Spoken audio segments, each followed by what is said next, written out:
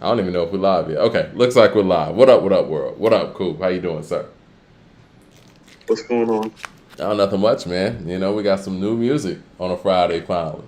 We're this show was all about showing light to all the new music that comes out on Fridays, and we've been a little bit dry, no pun intended, over the past couple of weeks. But as hip hop normally does, they hit us with an onslaught all at once. A lot of Well, albums came out today. Freddie Gibbs came out. YG came out. Rome Streets came out. Kid Cudi came out. Prodigy came out. Now, obviously, we're not going to be able to delve into all of those. But we prioritized here, and we're going to get to some of it. Want to welcome everybody in the room. Did people get their notifications yet? Because it looks like we got two people in the room. I haven't gotten a Hadn't notification got a yet. notification. Come on, YouTube. Stop slacking on the Mackin'. You know what I'm saying?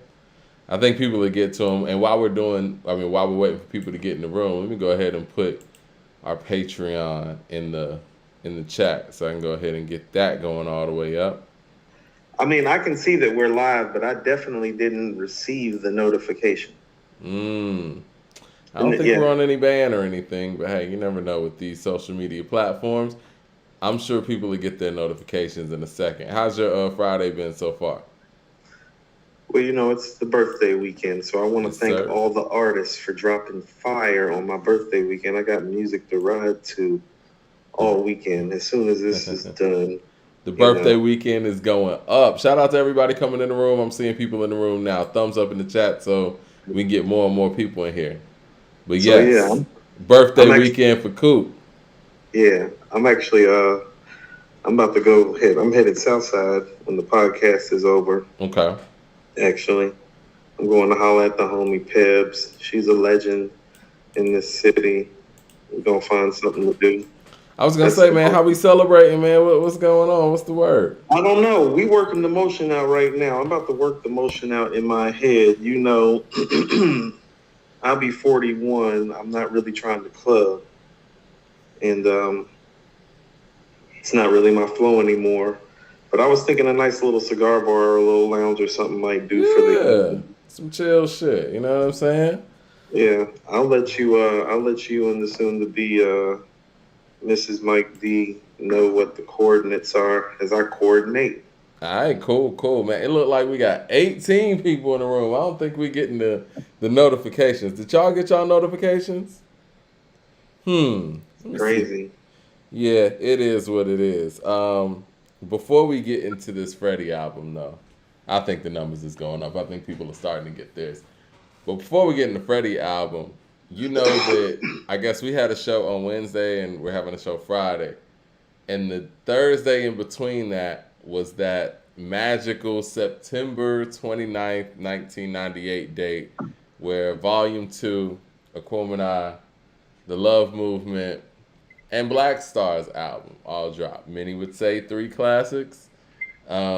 And also Brand Nubian dropped an album that same day as well. I remember that day as well too. That was my birthday weekend, my senior year of high school. Imagine if we would have had, yeah, people saying they haven't got notifications. I guess they're delayed. Imagine if we would Very have, problematic. right, very problematic. Imagine if we had to review those albums coming out on a Friday on a show format like this. I mean, obviously, Jay and Outkast would be taking precipice. oh, definitely. But In terms, I mean, but also in terms of quality of album, in terms of like stature and quality of album, they would be taking. I think so too, because I mean I know the Black Star thing is kind of revisionist history a little bit. Um, People really weren't flocking to that at that same magnitude as those two albums. Is that fair to say? Well, I mean, if On I'm not that day, mistaken, Volume 2 did like 5 million. Equipment I did like 2 or 3. it So did two, yeah, I think. It it's might be a tracking a three little. now, but yeah, It was what 2 then? yeah, it was I two feel like it then. was like 2.5 ish. The third one, and I'm sure we would have had to cover this, was and people don't really understand this, man. The Love Movement was billed, excuse me, to be Tribe's last album, and Mm-hmm. everything that they were doing from a promotional standpoint, they were saying this is our final album, final album. Yeah, So really, in a lot correct. of hip hop circles, that album was the one that a lot of people were flocking to from a collector standpoint. Um, I bought them all. yeah, yeah. Shout out to Williamson in the room, said happy shared birthday weekend. My birthday is Sunday. Y'all got So the it's mine. same birthday, Yeah, same birthday. Mine October is Sunday. 2nd. What up? Yeah, so yeah, man. With all that being said, though, I went back and it's funny we were actually talking about Akuma and I organically on Wednesday, Right. and so I forgot. Unknowingly, Yeah, unknowingly. unconsciously. Right. So it was. I mean, we know the date, but it's like we didn't realize that it was the 28th. We were just going, and it speaks to how important that record is, or how important that album is, and the fact that we organically was speaking about it like a day before its anniversary. Do you agree? And I know people say we talk about Jay-Z and Nas too much, but I know a lot of people in our posts, when we posted the source article for Volume 2, and they getting 4.5 mics. What do you think about that review? Since we're on some review stuff and Friday's our review day. I think 4.5 is a little strong when we revisit it. Mm-hmm. But if you were to want to take it down just a half a notch and give it like a 4.2, 4.3, I wouldn't be mad at that. 4.25, however you want to degrade it. If you felt like it was better than a 4, But that all depends on how you feel about it, because I don't care what you say. It's like song for song. Volume 1 is still better than Volume 2, especially if you just take the singles out. You take the singles out, it's like a blowout. Well, I think their way of thinking, and this is just my opinion, they were kind of stuck between a rock and a hard place, because even though Volume 1 aged very well, we look at Volume 1, or at the time, they looked at Volume 1 as his misstep album, right? And Volume 1 got 4 mics. And Volume 2 was kind of being billed as his comeback album. I think Correct. they even said it in the review. So there's no way you could give it the same rating. You know what Like I'm saying? a song, this is what I mean. A song being bigger has never made a song better, in my opinion. Right. Necessarily. Especially There are when you very talk few about an songs where it's album. like, well, that song's too big to compete with, The thing is, the big songs that are on Volume 2, I think that the best songs on Volume 1 trumpet. Exactly. And Yeah. I'll tell you what, the best songs on Volume 2 aren't necessarily the biggest songs, because that might be A Week Ago in Reservoir Dogs. A Week Ago is my favorite song on Volume 2, and it's not better than Imaginary Player. It's not better than A Million and One. Nope. It's not better than Where I'm From. Not better than Streets is Watching. And I don't think it's better than Streets is Watching either. Because it's not. Yeah. 36 Chambers, what up with you, man? Super chat. He says, happy birthday weekend, Coop. Treat yourself, man. Mm-hmm. Yes, sir. Man with the super chat says, happy birthday, salute, R.I.P. to Coolio. Condolences to his family. Yes, R.I.P. to Coolio, yes. And condolences to his family, to repeat what you were saying. Man, Coolio, he has one of the, I know a lot of people, he has kind of that Sir Mix-a-Lot thing, man, where it's like, he has a great career outside of that song that everybody knows, but that song is so damn big that, he's synonymous with it, Well,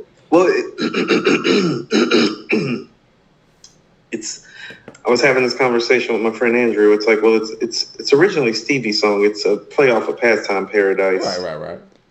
And it's, I thought it was actually, I wish he would have, one of the things that he did was really dope, I believe. Do you remember the Grammys, when he won the Grammys that year? Didn't he bring Stevie out? I don't remember, but I would imagine he did. I mean. No. I think that happened. I think he actually brought Stevie out. So there was a good way of connecting, the old with the new. Once again, I'm going to say this. There seems to be something, we've just been living our lives a certain way as Black men, and we really just need to start looking at it, because it's like we're still dying too young. Like, it's too many hip hop icons, pioneers, hit makers, contributors, major contributors to the culture that have passed away before the age of 60, and you can't tell me that doesn't have something to do with, quite frankly, gluttony with food, alcohol and drug abuse, and nefarious women.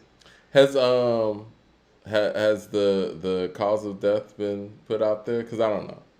I I've been running haven't around all checked. day. It's been a busy week. I haven't checked. Yeah. Well, somebody in the chat let us know if there's any, news or updates on that part of it. Ray I Realm personally, says, "I need both of you brothers to tell me when you're ready to wrap up, so I can suggest a fire album. There may be a compilation rap album of the year. Yeah, yeah. Let us know. And I listened to Coast the Coast Country. Contra. I I feel it. did too. Yeah, I dig why y'all are into it to that degree. But what were you about to say? My bad. I forgot when you brought up the Coast Contra thing. Oh yeah, Fantastic Voyage was actually my favorite. Like I preferred that. Remember when he did that? Yeah, yeah, yeah. Me too. Yeah. Yeah, that was actually my introduction to Coolio. Me Yeah, me personally. too. But that was the jam too. I think Yeah, that dropped like summertime MTV jams used to play it all the time. yeah. That Remember? was one of those. Again, one of those naughty by nature summer jam joints. Like Yeah, that's hip hop parade year, I believe. yeah, yeah. Somebody said cardiac arrest. They said it was a heart attack. See, that's Yeah. yeah, that's how we live it. But yeah, man. Rest in peace to Coolio. And again, I'm with you. Fantastic Voyage was one of my favorites. I think his follow up to that, the single wise, was Too Hot. Yeah, Yeah. That album was actually really good, man. And I think that because even though Coolio was from the West Coast and there was a lot of gangster rap going on at the time, he wasn't viewed in that circle because of the style of his content, but he made some really dope ass music. he did, and also too, he came from that lifestyle as well. Yeah, no, he just chose to not talk about it in that way. Yeah, and Yeah. it's funny how he got looked at as different from that because he didn't want to talk about some of his more harsh reality experiences growing up in He was California. doing some positive stuff, but I mean, he did the theme song for All That and stuff, man. Remember that? Yeah, no, Yeah. I mean that's the thing about it. It's like we do need to start showing, giving more flowers and showing more love to people that have been making it a point to be positive influences despite the dire circumstances. Heavy D So is another one of those. You know what I mean? Like I think that a love lot Heavy of D. times when we talk about hip hop greats and this and that, if you weren't spitting on some hardcore gangster shit, I don't even say gangster shit, but you know what I mean. If you spit a lot more of the brighter, the happier stuff, you don't really get looked at or talked about like you should. And I think You Heavy know, D is one of the catalysts for that as well. Shout out to everybody coming in the room. I think people are Heavy's. starting to get their notifications. I think Heavy's ahead of his time I think so actually, and I too. think he's actually the author of Puff and Big's Bad Boy sound more than he gets credit for Of course he because is. Directly. I mean, he put he's Puff on. yeah. I mean, he put Puff on, and when Puff is making Big up, I mean, who is he making him up in the image of? He's making them like Hev, really. Yeah. And he's making them make friendly records like Hev. It's just, Big is rougher around the edges, so he knows how to balance both, but he's smoothing them out like Hev. So it's like Oh, he somebody could have had a corrected better me. career. He would have had a better career had he came around after Biggie. You know what I agree. mean? But he set the foundation for that. Somebody He did. gave me a correction here. You're right. It was Keenan and Kel. My bad. I said all that. I'm thinking Keenan and Kel in my head, and I said all that. I used to watch both of those. Like, we're in our 40s. That was when we were like, what, 15, 16? Those are the good old 17? days, man. Like, you know what I'm saying? Nick at Night. Quarter century ago. Yeah, man, you get to watch what was it, Snick that they had when Are You Afraid of the Dark and that whole rollout, man. Oh, you want to know what? I'm gonna Nickelodeon take you a had some step dope further. programming, man. I would say I- this. Nickelodeon and MTV had some dope programming for young people. They did. They had Hey Dude. Nickelodeon had Hey Dude in the morning. Remember Hey Dude? Forgot about Hey Dude. Yeah, that's Hey funny. Dude was my shit. I used to watch that in the mornings. I'm gonna take you all the way back. I used to watch what was it, Sharon and Lois Elephant. What was it? Damn. The Elephant Show. You know what I'm talking about? I know what you're talking about. Yeah. Yeah, that's back. Lois back. and Bram or something like that. Yeah. TLC did all that one. Yep. TLC Right. did it big too. R.I.P. to Left Eye, man. It's crazy, man. We're all grown, and hip hop is growing with us. That's why, again, when we got the OGs out here still putting out quality material, we want to, shed light on that, man. What AZ did last year with Do or Die 2, impressive, man. These are people we were listening to when we were kids. No, you're right. You know what I'm saying? Even seeing, the feedback from the Wu-Tang and Nas concert and stuff like that, man, that is an extremely incredible feat. And that's why even when we talk about Jay and all that, I'm not. I want a new Jay album. I want a new great Jay-Z album as a fan. I just, we just got to be real about it. We haven't gotten a Jay-Z album since, 2009. Can he do it? I think so. Hey Arnold is what they're talking about. Is that what it was? Hey Arnold? Wow. Anyway, you want to get into this Freddie Gibbs? We finally got 113 people in the room. I know I'm not supposed to say the numbers and stuff, but I'm making sure people get their notifications before we go in on this Freddie Gibbs. No, the notification still hasn't been sent out yet. So that's just people checking up us, wondering if our asses are late. So that's just organically like our following kind of like being like, what the hell's going on? Like, what's wrong with these dudes? Well, there it is. I mean, people will catch up. People will catch up. Jay Short with the super chat says, I heard Gangsta's Paradise in the grocery store the other day. Outside of feeling old, it made me realize that it may be the biggest hip hop song, one of the biggest hip hop songs ever. I think it is one of the biggest hip hop songs. It was pretty big. You know what? Okay, so Andrew, who I do the Mirror Music podcast with, told me that it's one of the rap songs that he does know has a white man like word for word, backwards and forwards. I was watching one of those shows. I think it was the Shazam show, and the Jamie Foxx host, and they played it, and then the white people were out there rapping that shit hard, like the whole verse. No, I remember MTV playing that song so much that I hated the song. It was that song, and it was another one that MTV played in the ground that I just didn't like it anymore. I think it might have been Mariah Carey and Boyz II Men, One Sweet Day. Like, they played those records. They did crush One Sweet Day. Jesus. They crushed Mariah, though. You know what else they played? Fantasy. They played the hell out of Fantasy with ODB, too, though, and I never got tired of that. They made me not like Waterfalls from TLC as well. They played that shit in the ground. How about this? It's the fact that they played the full-scale, long-ass video so much. I was like, not again, man. And I love TLC. It's like 6 minutes of my life, though. And that's the shortened version of the video. Right, because they went through the whole intro. The whole scene when Shaheem got shot. You know what I'm saying? Like, and then with the grocery scene with Shaheem, right? Yeah. It's really like a 7-minute long video. It's like 8 minutes and 30 seconds. Probably. It's like 8 minutes and 30 seconds. Yeah, and then you get Left Eye's verse, which I love. But, yeah. Oh, Alanis Morissette, Ironic. They used to play that to the ground, too. What? What did he say? Alanis Morissette, Ironic. Oh, they played all of that. You Ought to Know by Alanis Morissette. They played again. You know what they played into the ground? Sheryl Crow's All I Want to Do. All I Want to Do. I love that song, but you're right. No, the song is wonderful, but they just totally annihilated it. I love Sheryl Crow, actually, but annihilated the song. So let's get to the subject at hand, man. You say that Freddie Gibbs has dropped album of the year so far, with Soul sold separately. Yeah, it's the most complete album this year. It checks all the boxes. I think it's one of those things where you hear it the first time, it's kind of like entertaining and exciting and new and futuristic. And then you go back and you listen again and it's like, oh no, this guy has flows for days. He has song concepts. He has album concepts. He is putting things together. I told you behind the scenes, the single is the weakest song on the album. A lot of people in the chat are saying the song with Offset's the weakest song. What do you think about that? I actually kind of like the Bone interpretation. I did too. And I'm funny about it, but he's a Midwest guy too. And so he's not pulling for far from his roots. He's from Gary, Indiana.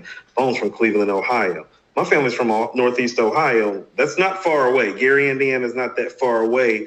And so there's something kind of like personalized with what he did. And I like what he did with it. And this is what I'm saying.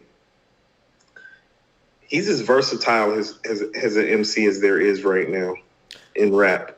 The beat selection on here is next level to me and futuristic. very much like No Fear of Time is, but I feel like the futuristic here is done better because, Mike, it's embedded in the street element of hip hop. It's like he's covering the streets, he's covering that futuristic thought. The rhymes are there, the features are there. I think what this song is really missing is that, I was telling you, I think it's as good as probably a Daytona or an Astro World, but it doesn't have a stargazing or if you know, you know. Mm-hmm. But that's about as much of a critique as I can provide about this album after listening to it backwards and forwards 2 times. I didn't like Offset's selection, and I'm going to go to the Offset thing because some people are saying that's the weakest song, and I'm hearing the weakest verse on the album. I didn't like the fact that Offset chose to use auto-tune. I didn't love that. He's never really been known for that, and really on a Freddie record, why would you even do that? Well, he's trying new things, you know? He really is on every level, and I think that some of the new things he's trying, and he kind of even expressed that in the verse too about just being on his own and being solo. Listen, I'm gonna say this. I know it's gonna sound funny, and I know that Offset's a really, really big Michael Jackson fan. And I say this respectfully. I think he's literally trying to be Michael Jackson. I've seen him post about, Michael Jackson moment. He dressed as Michael Jackson to a Beyonce party. No, okay. I know that. It's not gonna happen. No. And that's delusional.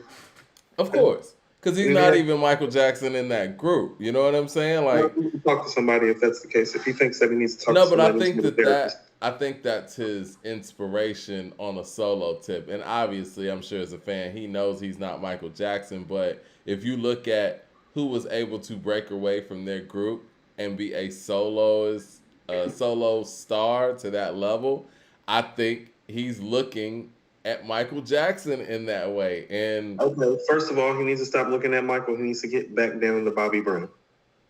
I think that's a little bit more attainable. And I say this because there was nobody near Michael's talent in the Jacksons. And I say that respectfully because really there's nobody near Michael's talent in a lot of spaces. But when it comes to talent-wise and New Edition, a lot of them were very much on that same level. And I think Bobby is a very attainable thing.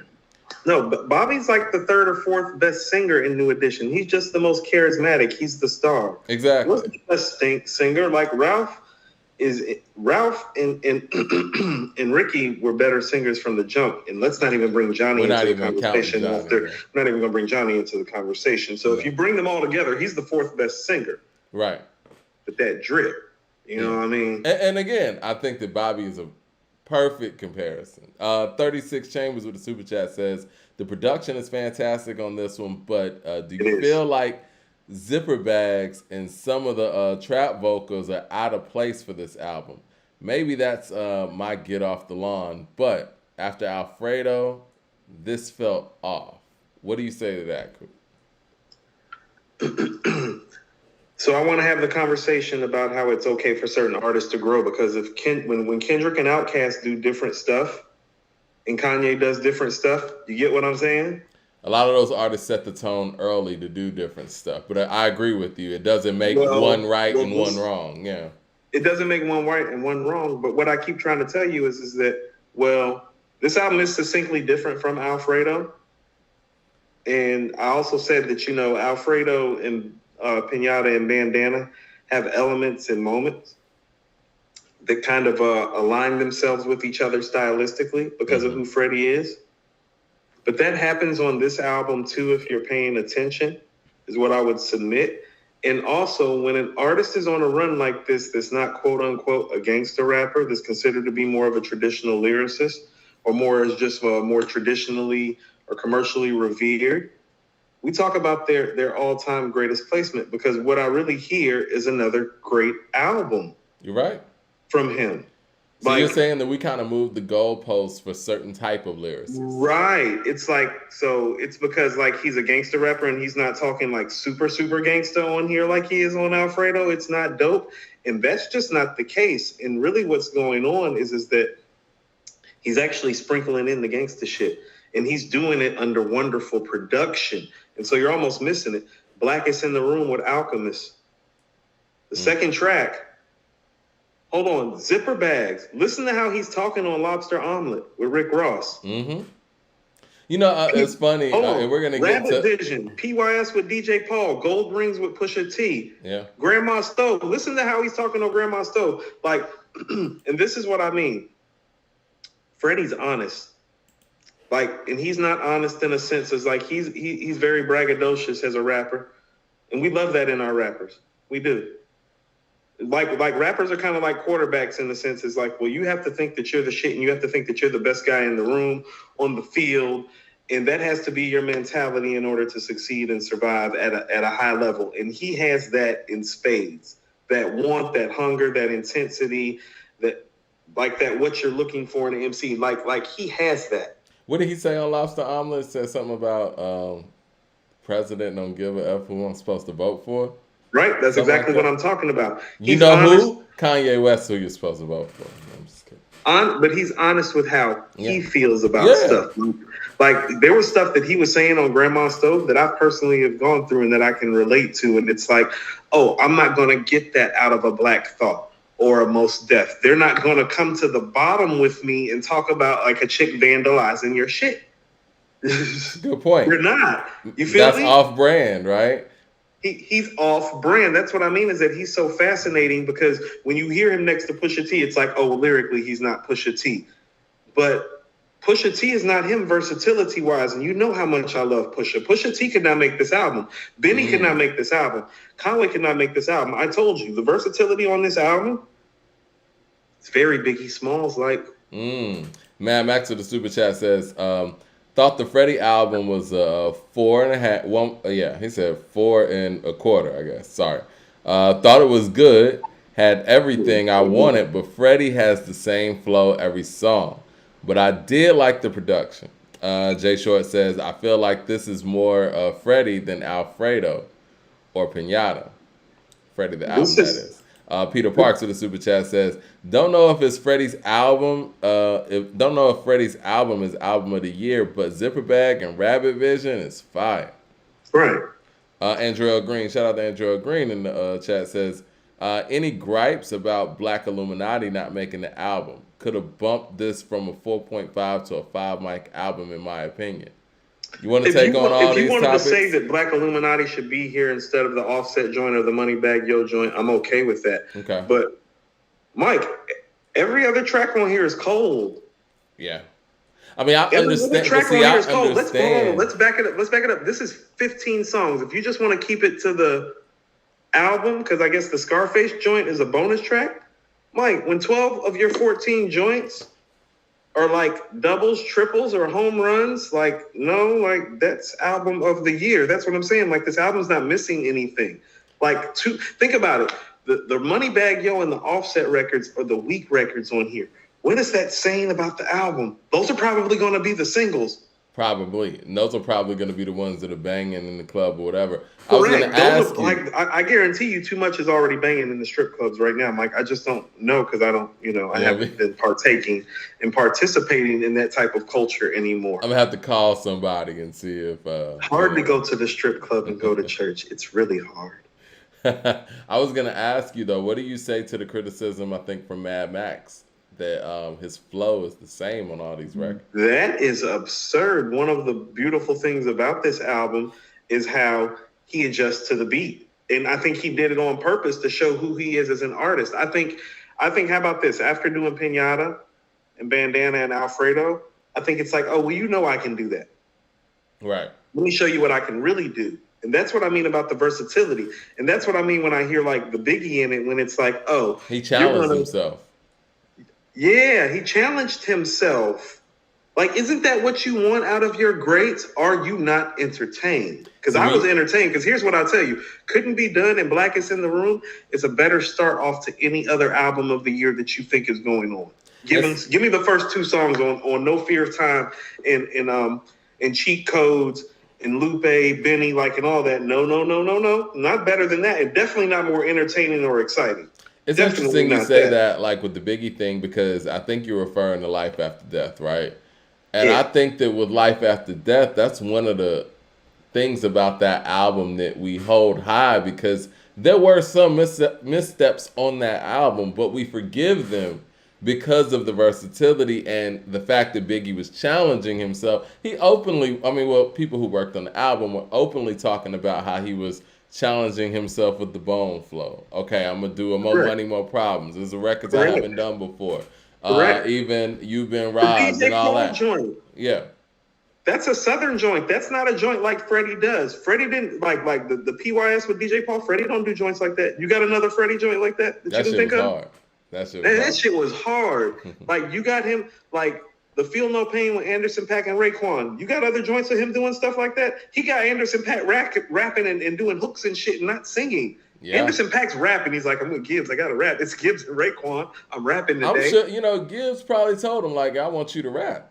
Right. You know what I'm saying? Because everybody's taking chances on this album. Right. Because even from the production selection, I knew that, okay, he's taking chances here. And you brought up a great a point of view when you were talking about him rhyming over the A. Marie, Why Don't We Fall in Love on Flex. He was setting people up to hear something different from him. Sonic. Yes. You could have easily got on some hardcore beats or whatever. Like, no, give me that one.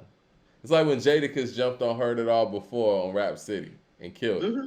Mm-hmm. 36 Chambers with the super chat says, might be more cohesive, but do you feel like it pushes boundaries like No Fear of Time? Or is it well put together as drill music in Zion? Could this one have cuts? Like I said, if you want to replace Black Illuminati,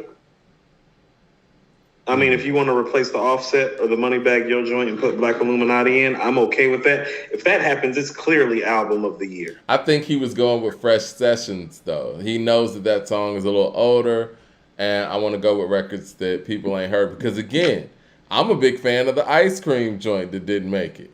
I think that could have easily been, like, really, technically, Black Illuminati and the Ice Cream song could have replaced the song with Offset and the Moneybagg Yo song. Game over. Right. But he didn't want to do that. You know what I'm saying? Hold on. So I want to run it down. Where's the weak moment, though? Couldn't be done? Blackest in the Room? Like, we've gone through Pain and Strife and Too Much with Moneybagg Yo. And I still like Too Much with Moneybagg Yo. And I still think that I like the Pain and Strife. I like Pain and Strife, too. Yeah. Me, too. That's what I'm saying. Zipper Bags is hard. Lobster Omelet is stupid.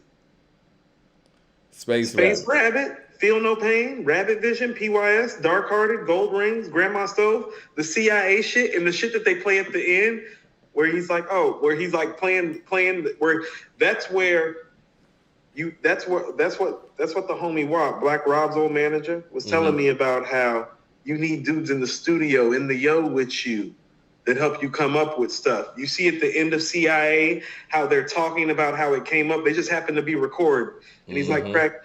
He's like, crack, Instagram, and AIDS. He's like, yeah, we're going to make a song out of that shit. But that's him talking to the crew. That's why the crew is there to kind of help you vibe and kind of put you in that creative process and mode. Like, that's album of the year shit. You get what I'm saying? I mean, it's clearly the best put together album of this year. So it's the best put together album. Yeah. He's charismatic. He's versatile. Yeah. The production is out of this world. The bar work is high. The guest appearances are stellar. How is this not album of the year is my question, because this has been the only album that I've been able to listen to from beginning to end 2 times. And it's like, well, I'm going to have to nitpick. Yeah. Thumbs up in the chat, man. I see the numbers are slightly going up. Maybe people are getting their notifications. I don't know. We ain't getting no damn notification. They found out it was my birthday weekend. And if you're not getting notifications, make sure you subscribe. Make sure you click the bell icon. They don't want us rating these albums. Right. They don't want us to rate these albums properly. Hey, Mike, like, real talk. Like, I don't even want to sidestep Freddie because this is album of the year. Like, and here's what I want to do to prove that it's album of the year. I want to pull up on Patreon and play No Fear of Time and cheat codes right next to it. They not going to win. Okay. They not going to win. I'm telling you, just off production, they not going to win. Production and style, they not going to win. Same reason you couldn't beat Big. That's where it was giving me Big vibes. It's like, oh, even if you don't think this is lyrically the best, well, he was never technically lyrically the best, Mike. Yeah. He never had to be. You don't have to be to own it. You don't have to be to run it. The That's not how this Patreon's game actually goes. at the top of the chat too, so y'all can click that so you can hear us match it up. Jay But Short with the this dude super on chat here, he's says snapping here. Jay Short says, I feel like Alfredo was great, but Freddie doing the Alchemist thing, I feel like this is Freddie doing Freddie. And he Yes. sounds more comfortable. He does. That's what I mean about his versatility. He can do anything. Much sounds, how about this? Most MCs have pockets. Most groups have pockets. We went through this with the Tribe thing. That sound, that style that you can gravitate to. Like, he's on, and I wanted to talk about this. He's kind of jumped in a couple of different pockets, but this is like very Stankonia, like done better than Stankonia in terms of 4 album runs. Like, he doesn't have an Aquemini, like Alfredo's not as good as Aquemini. But as far as like a follow-up to something like a classic like Alfredo, this shit better than Stankonia, Mike. Like in terms of like, I don't know if the songs are going to end up being as classic, but you feel what I'm saying as far as like following up a classic rap album, and as far as like a 4 album run, he's on a 4 album run. Yeah. When Kendrick was on a 4 album run, the hip hop world was on fire, calling him the greatest MC of all time. See, but gangsta ass niggas from Gary, Indiana, that talk the way that he talked, don't get that type of respect and love and flowers when they go on 4 album runs like this. But fuck all that. Like, this is album of the year. You can play it against No Fear of Time right now. Like, No Fear of Time's losing the first 2 songs. Because, like, the first 2 songs on No Fear of Time are not as good as Couldn't Be Done in Blackest in the Room. And neither is Cheat Codes. So they both about to be down 2 songs, walking into the weak stuff. And all this album does is pick up steam and keep going. Production-wise, I told you, remember I was telling you it looks like some late registration type shit? Yeah. Well, that's what it sounds like. That's what late registration sounded like when it came out. It's like, I know this is rap, but like, listen to those sounds and listen to how it sounds. Well, let's get to that real quick, because I think we kind of spoke to that when we were looking at the production credits. Zipper Bags being produced by Ken Trinata was one of the things that I looked at where I was like, okay, well, where are they going with this? Shit is crazy. That turned out great. Shit is hard. Yeah, that turned out great. It's hard. And other production on here, what are some of the production's jobs that stood out to you? Because if we look at Lobster DJ Omelet, Paul stood right? out. The PYS with DJ Paul stood out. This is the thing, man, with Paul. Because it's like, if you're going to do that, like, that's what I mean when it's like he's on his Biggie shit. It's like, you're talking about the guy that's rapping on the Alchemist track on track 2. That's rapping with Offset on track 3. That's rapping with Anderson .Paak and Raekwon on track 8. And then he goes to the joint with DJ Paul. And somebody's out here saying the flow is the same. Like, the flow is different on all of those records that I just bought up. The thing is, man, like, at this point, and I've always expected this, but now it's just extreme. DJ Paul is going to be the standout production-wise on your album. Like, remember he got that placement on Drake's album? The Havoc of the South. Yeah. The Havoc of the South. If he puts something on your album, much like if Havoc puts something on your album, chances are it's gonna be the burner. I mean, because even when he got on the Drake album, Scorpion, the song with Jay, forgot the name of it, but that was the standout track from a production standpoint. And it wasn't because Jay-Z was on that, respectfully. It was the beat. The beat was crazy. I remember when he jumped on that, when he did a beat for 2 Chainz, Flexing on My Baby Mama. Standout. Like, DJ Paul's on your shit, yeah, he's going to have a standout record. He did it on the Game album, too, and I didn't even know he produced that song. La La Land is my favorite song on the Game album, and I didn't even know that was Paul. Okay, people are in the chat are mistaking what I'm saying because they're too busy being thirsty and talking and not listening. I said... Speaking of thirsty, let me get me something for your birthday. Go ahead. Salute. It has late registration vibes, production-wise, sonically. And first of all, and some of y'all that are talking like Dumb It Down and Mad Max, y'all wasn't even outside when late registration was coming out to even know how it was changing the sonic. So the fact that y'all are the ones talking that, and I know how old y'all are, and that you wasn't outside when late registration came out production-wise and sonically, what it sounded like and how different it was is absurd. You were So, like what's 7 being and 10 years said? old. You dudes were like 7 and 10 years old. What's Now, being hush. said? Like 7 and 10. Y'all were like 7 and 10 when Late Registration came out. You didn't even understand sonically how different it was then. That's like me trying to comment on how sonically like different like Ice Cube working with them on America's Most was. I was like 9. I mean, what was said though? That it wasn't No, sonically. because they're Was trying to say that I was saying that it was like Late Registration. Nobody's saying it's Late Registration level. I No. said it's album of the year. I'm saying sonically, in terms of the risk being taken, and the sound sounding futuristic and fresh and new, but still hip hop oriented, it's very Late Registration like. Just like me saying the versatility is Biggie Life. I didn't say it was Life After Death. I said the versatility is Biggie Life because the chances are being taken. What other rapper that talks this gangster shit is taking these type of chances? Because it's not Benny. It's not Pusha. As much as I love Push, it's not Push. It's not Conway. Like who is it? It's this guy. This is the guy that's taking the chances. And it's like when he does well, we should applaud it. When it doesn't sound like a classic gangster rap album like Alfredo does. This sounds like a great rap album, Mike. Jordan House says he wasn't hip to the fact that we were live, man. So I guess people aren't getting their notifications. Told you. We gotta holler at YouTube about this. Put the thumbs up in the chat. Maybe they trying to sabotage our lives. Who knows? It's very problematic. What's that's the going Black on? Illuminati, Mike. They was like, hey, these niggas is not gonna rate these albums on Coop's birthday weekend. Right. And then they do it on the Friday where everything came out. Come on, guys. Yeah, put thumbs up in the chat so we can get some more people on here. And if you know people to watch this show or even don't even watch that's this what show, I wanted let to them talk know. about, Mike, because you want to know what why people is jumping up in the chat. I see the numbers going up. I've been watching how like these people are talking and moving in certain industries. Like people are like biting our style. I don't doubt that. No, I mean like I don't mean like our competition or people. Thank you for the happy birthdays, by the way. For people that think that they are competition. First of all, if you think like you're competing with me and Mike, like you're not. Like I think me and Mike are better than like all of you. If you're listening and if you're watching, it's my birthday weekend, so I'm gonna tell you how I feel. I think we're better than all of you. Go talk your shit. And that you don't stand a chance because you're not hungry like I am. But and you'll never be as hungry as me or work hard as me. I'll work you like all the way down to the bone until you have nothing left. But major corporations, like companies who decide like playlists, like for music channels and stuff, like I see them biting our shit. That's how I know our shit is real. Like not like people that think they competing with us. It's like the fact that it's like, oh, I see Apple, I see Spotify, I see these other motherfuckers. It's like up in our shit. You feel what I'm saying?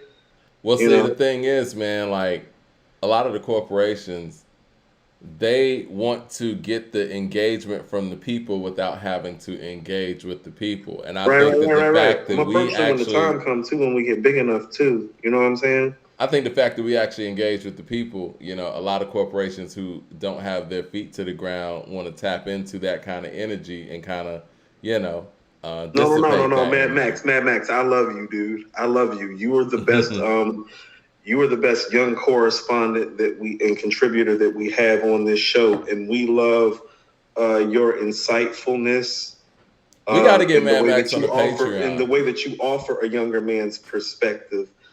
I'm just talking shit and it's my birthday, but you wasn't outside when Late Registration was going on. Like, even though I'm talking shit, I'm telling the truth, man. Max, like you was not outside when Late Registration was going on. Fam, I was going from Cali to Vegas on a regular basis when Late Registration was coming out. That was my early 20s.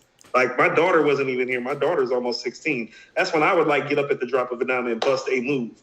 Jay Short with the super chat says, are we still in the J. Cole era if Freddie has dropped 3 classics during his reign? I think Freddie has to be the top solo MC of this era. Here's what I would have to submit to you. And I would like to say, thank you everybody for the happy birthday love. And Mad Max, I fuck with you. I love you, fam. Well, we got to get Mad Max on the next Patreon show because you hadn't dropped in on camera. Talk to Mad Max. You know, talking to Jordan has been so refreshing. I just want to say, like, the Jordan House, Jordan, like, you're so well-spoken and articulate and thoughtful And just like to the point, like I fucks with you, fam. Like a lot of love for you. Like I love the way Jordan just like speaks and like holds himself. And Jordan breaks it down too, man. No, Like, he but you breaks want to down know the it. He's music the really thing well. that it's like he holds you with a certain level of respect and speaks with a certain level of respect and intelligence and articulation that it makes you pause and approach him a certain way.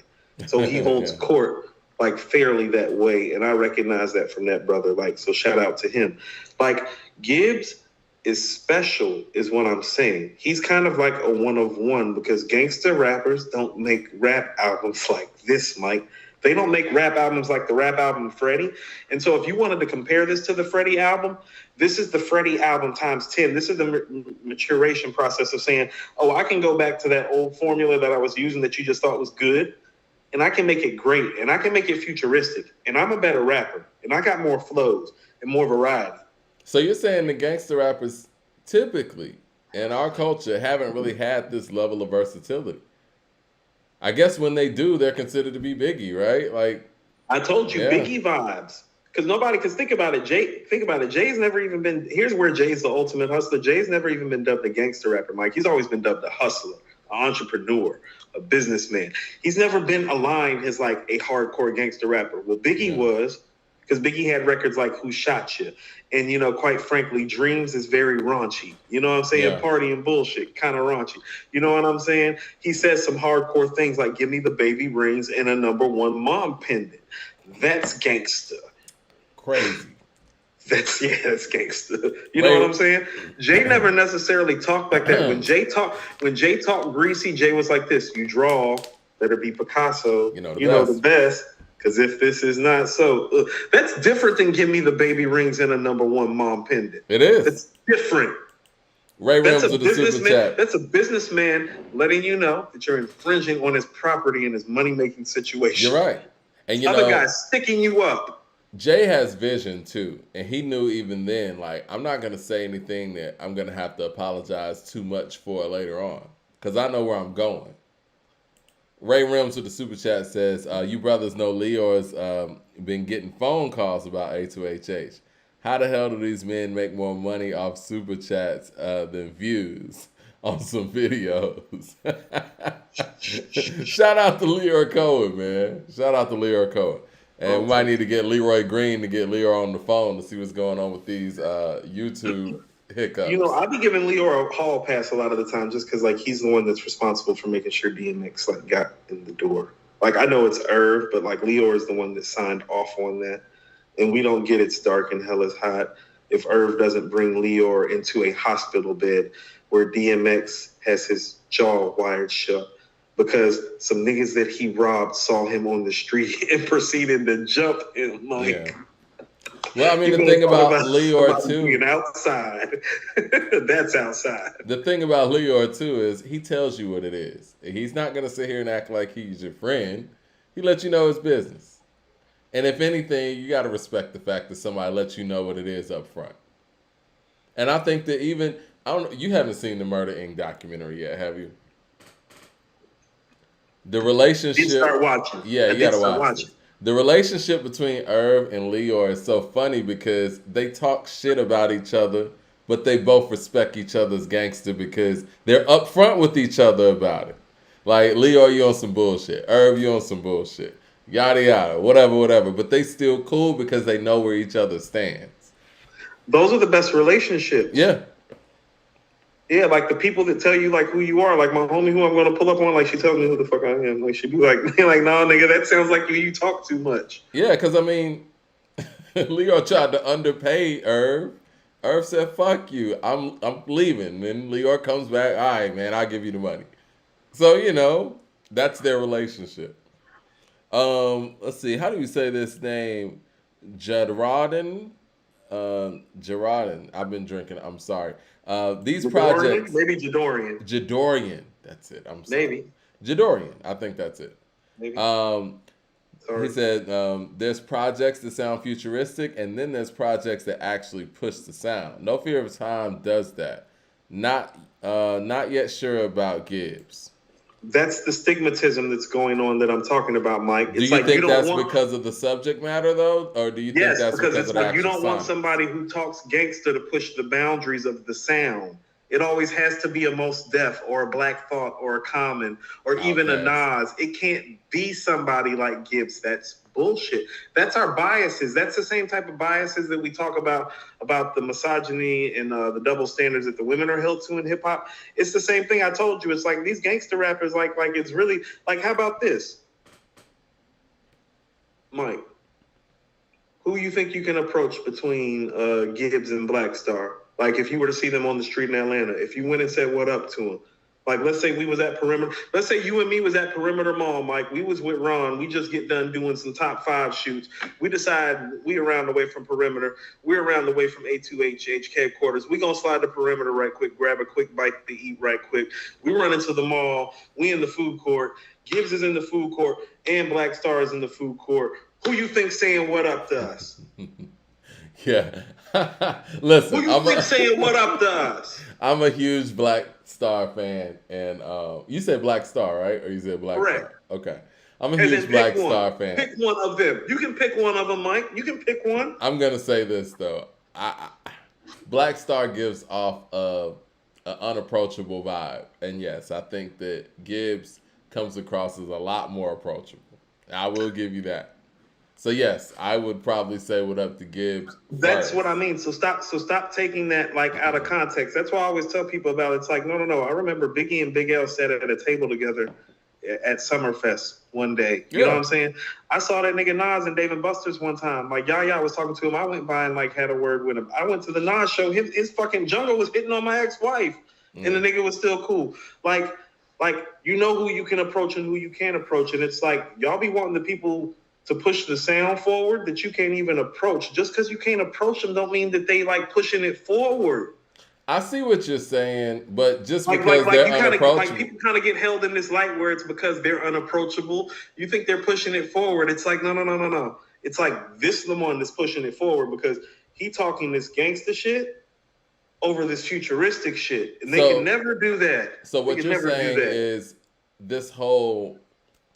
I guess this whole image of being an artist, artsy person, that's the person that people automatically say, okay, they're doing some next level shit. When the everyday person doesn't get that notoriety for pushing things forward.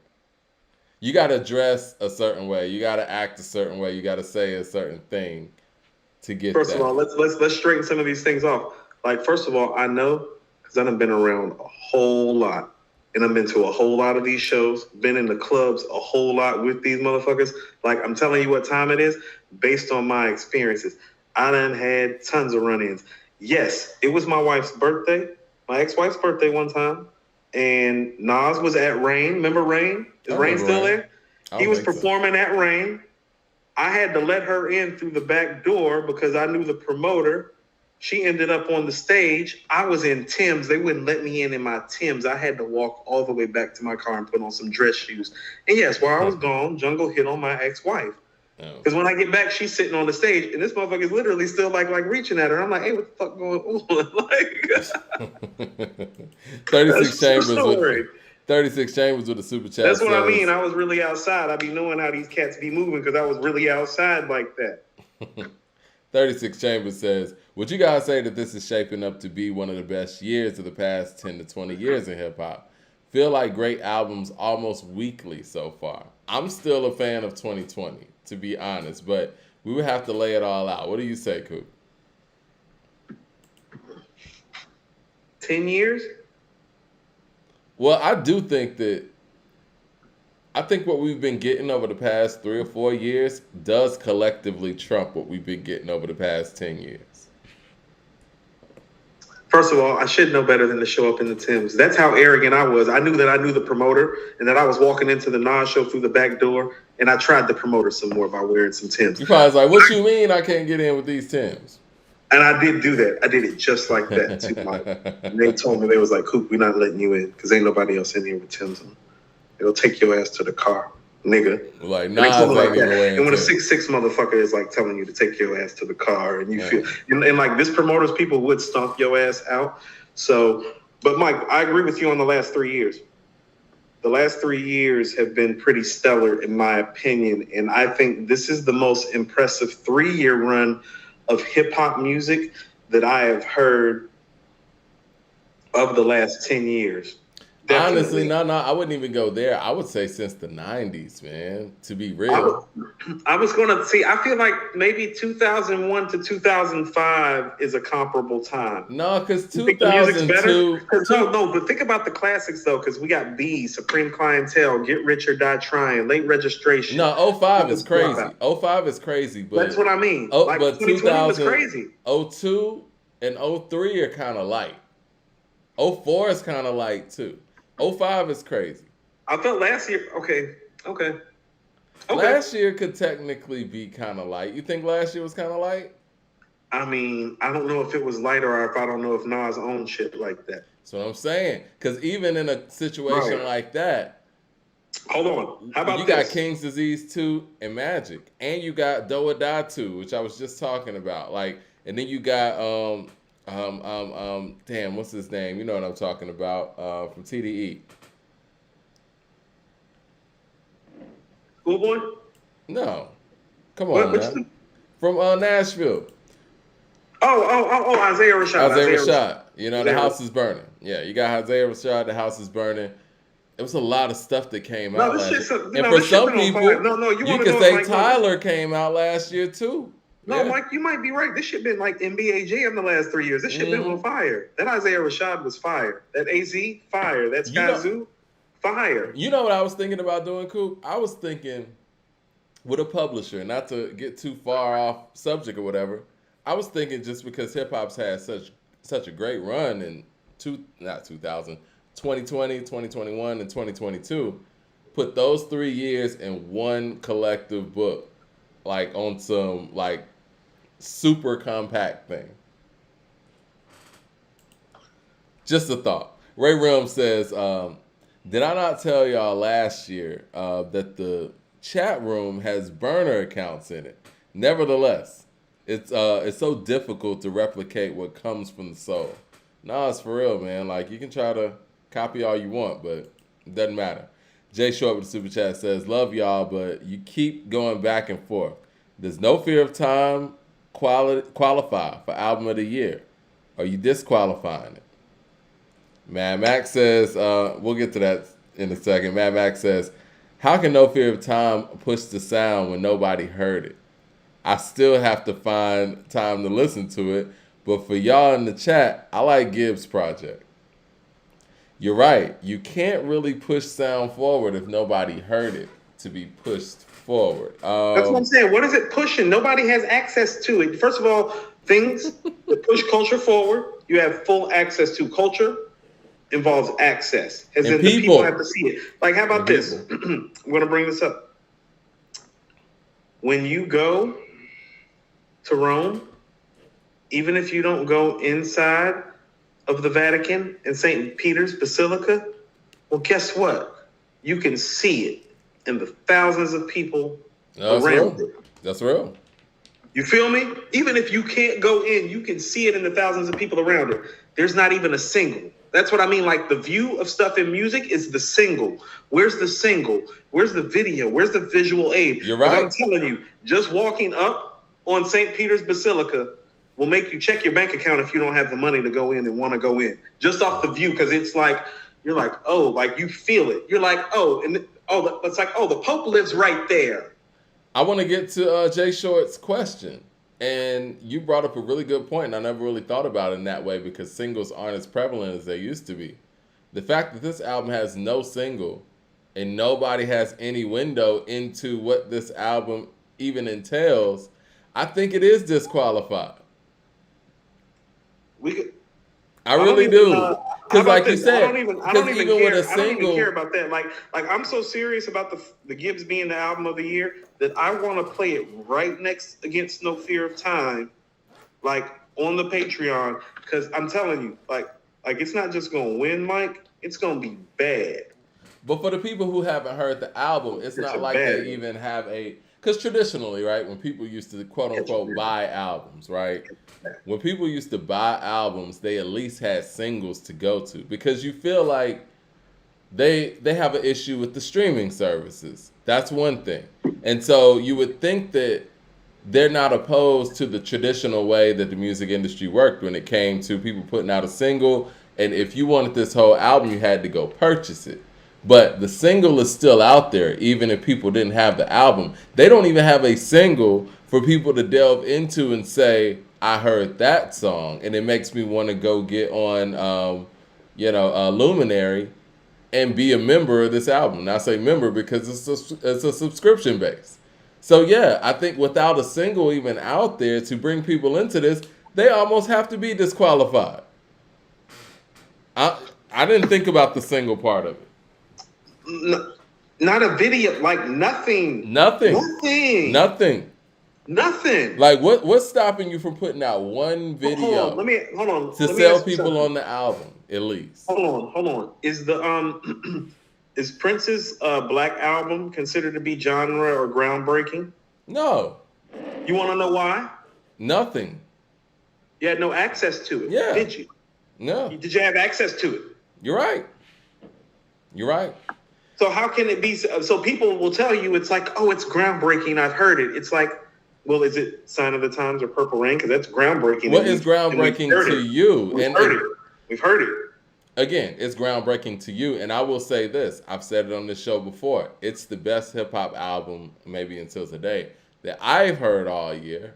But I can't match that up with anything. Ain't no singles out there. And you can't match the impact with anything else. Because everybody else put the work in to actually put those singles out there. Mad Max of the Super Chat says, and I shouldn't say his flow sounds the same, more so his voice. But I did like the album.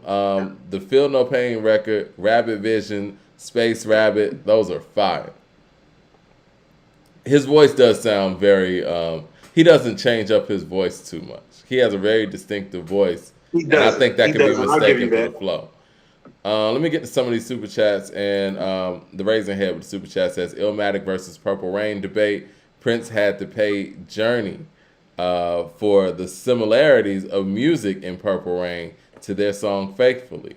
Everyone bites. Salute. Interesting. 36 Chambers says, Black Star addressed that on their podcast. They didn't get paid anything on the first album with Universal and went the route to get paid fairly. I'm going to listen to this podcast before I go off the handle again. But again, no single. Even if you want to go this route, you didn't put out a single song for public consumption. And even in the era where people just bought albums solely, people did that. So let's go to the Illmatic versus Purple Rain thing. First of all, Illmatic samples Human Nature and Yearning for Your Love. That's the Gap Band and Michael Jackson. So stop with the whole clearance thing. Okay? I'm gonna say that again.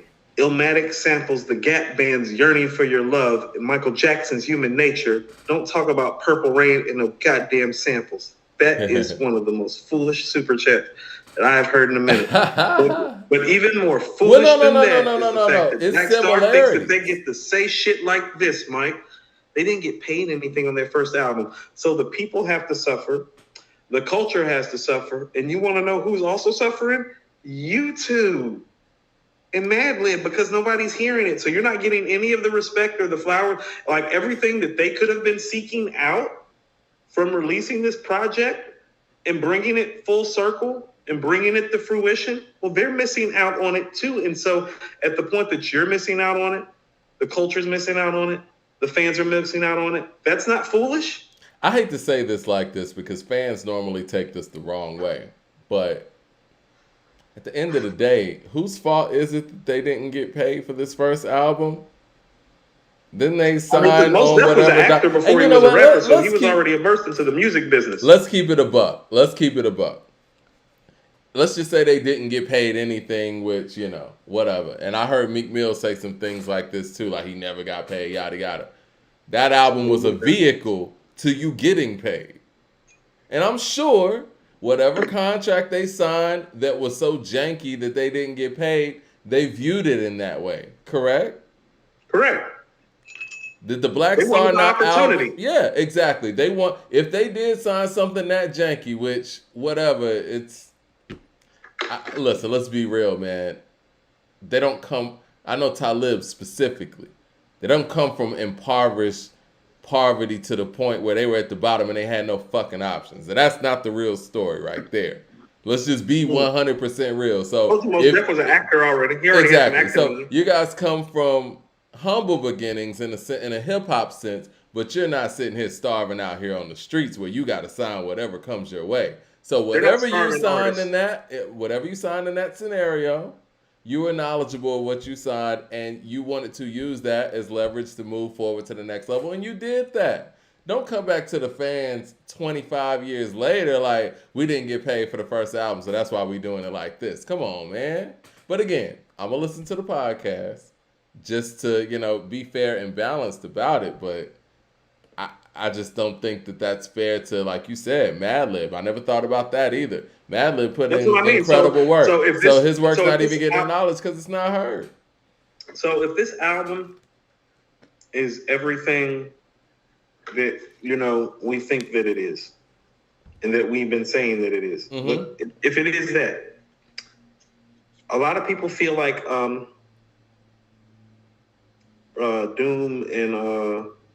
and Madlib's, Mad Villainy was album of the year, right? Right. That would give Madlib 2 album of the year notches under his belt in a lot of people's eyes. Not a lot of hip hop producers can say that. No, you're right. Like the Neptunes can't say that. Timbaland can't say that. We just had our Patreon battle. Like Timbaland and the Neptunes can't say that for as great as they are. Just Blaze, Havoc can't say that. We're about to do their shit soon. They can't say that. Not top to bottom. Yeah.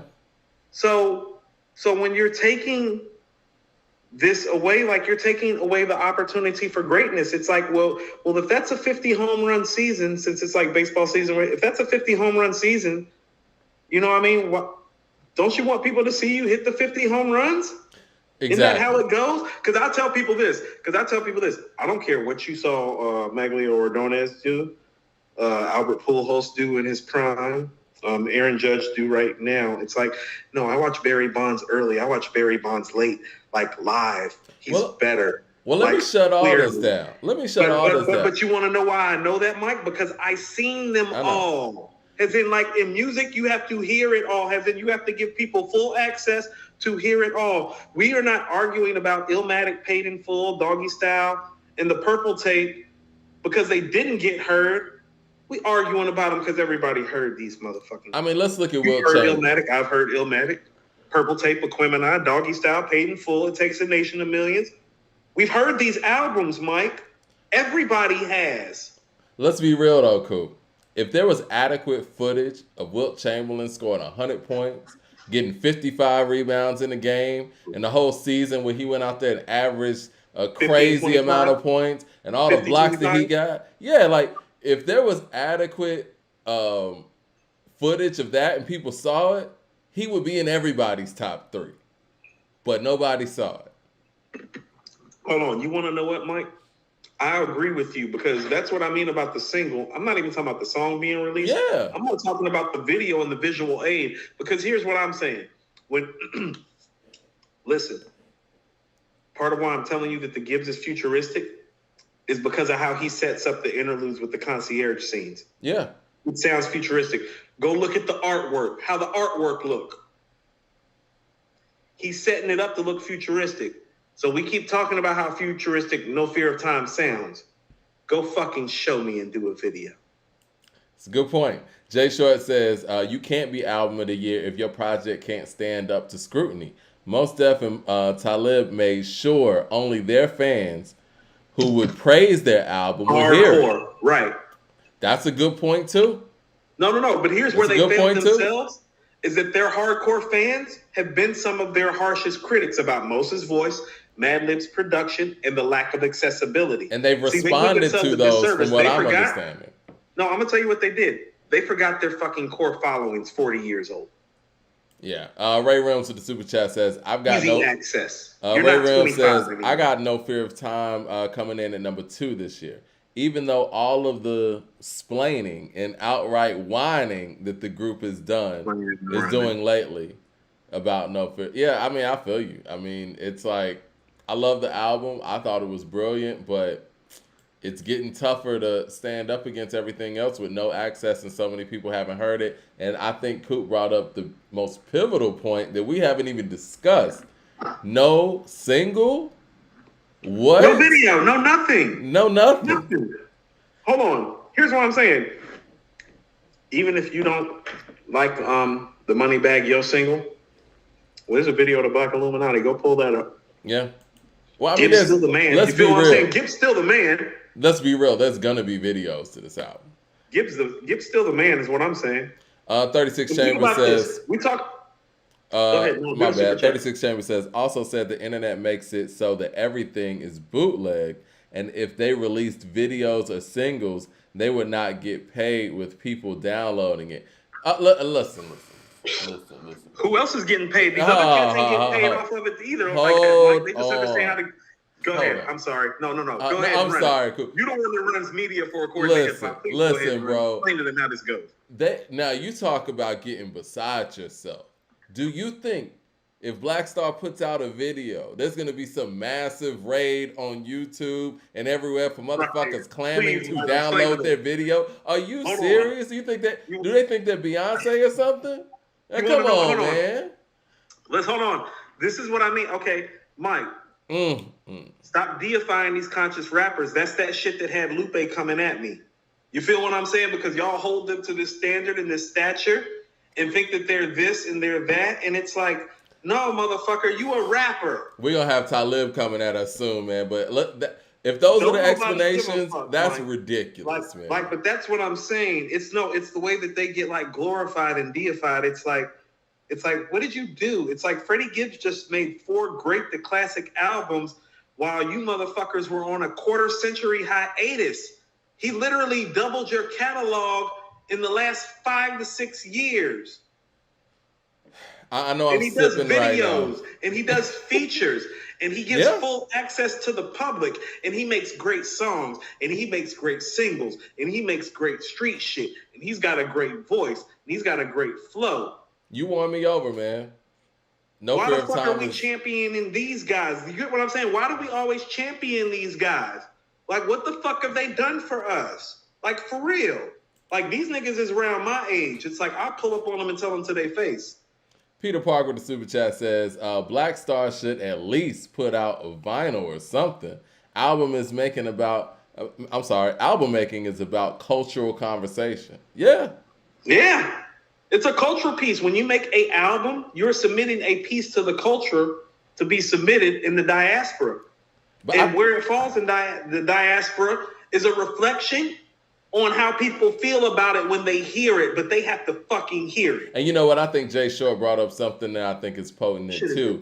Is the fact that conversation still. They went real safe in the fact that they're gonna make an album that only their fans are gonna access. So their fans who've been waiting for that album for 24 years, they're not gonna scrutinize it. That's a very safe play. My guy Holland, DJ Holland, DJ Big H. Mm-hmm. And H is one of the most underground, like hardcore, like, you know what I mean? He loved him some bars and some lyricism and some gritty beat. You know what I mean? Like, he's that guy. Like, when he told me that he was disappointed in the Black Star album, he broke my heart. You understand? Because they made that album specifically for guys like him. And as soon as I realized, like, guys like him were disappointed, and he was telling me other guys like him were disappointed, and he's a DJ on top of it, I was like, nah. That's when I was out, Mike. When H told me that he was out, and I'm like, that's literally like what you live for. Right. Artistry-wise, creative-wise, DJ-wise, like that's your shit. That's his pocket as a DJ and as a listener and a fan, and the fact that you disappointed him in his set, it's like, nah. That's the funny thing about giving access to just a core group of people, because here's the reality of the matter. Maybe, just maybe, somebody like Dumb It Down or Jummit or Jordan or Mad Max might appreciate it more than you, me, and H appreciate it. Mm-hmm. You feel me? Yeah, you're right.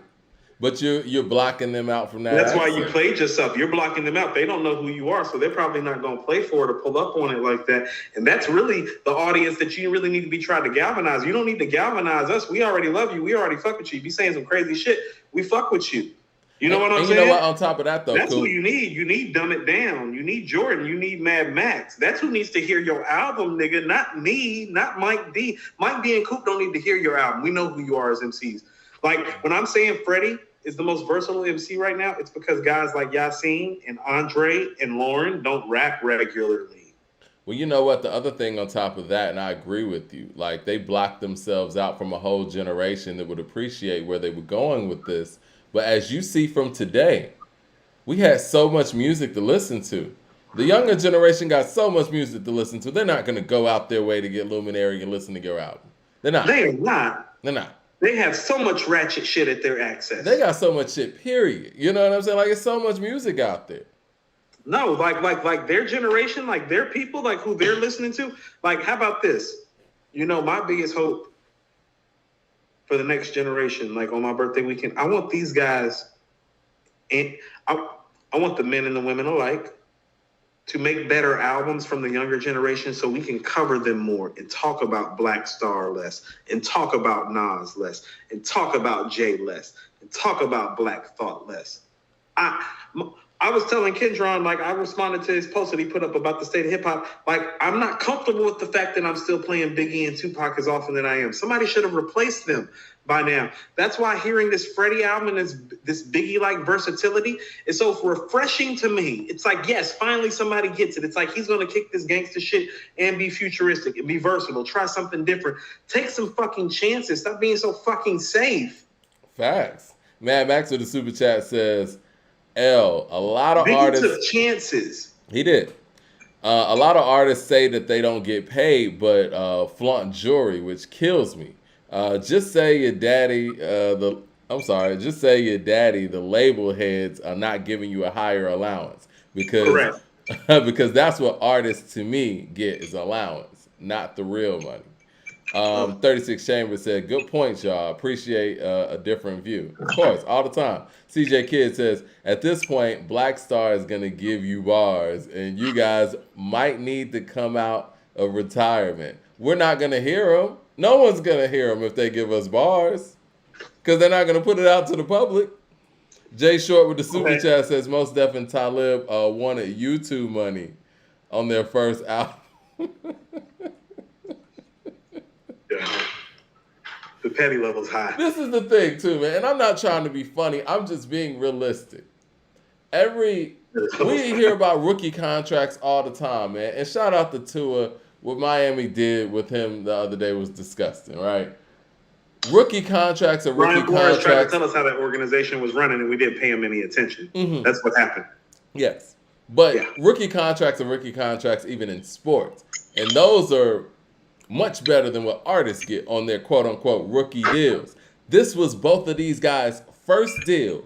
You put out one album, and we were just talking about the date that you put your album out with. Volume 2 comes out. Akumina comes out. We were in high school, Mike. I feel you. But I'm just saying, Black Star was not a focal point on any level of the industry in that way. So it's like, you couldn't look at that album or whatever contract that was with Rawkus as anything but a vehicle.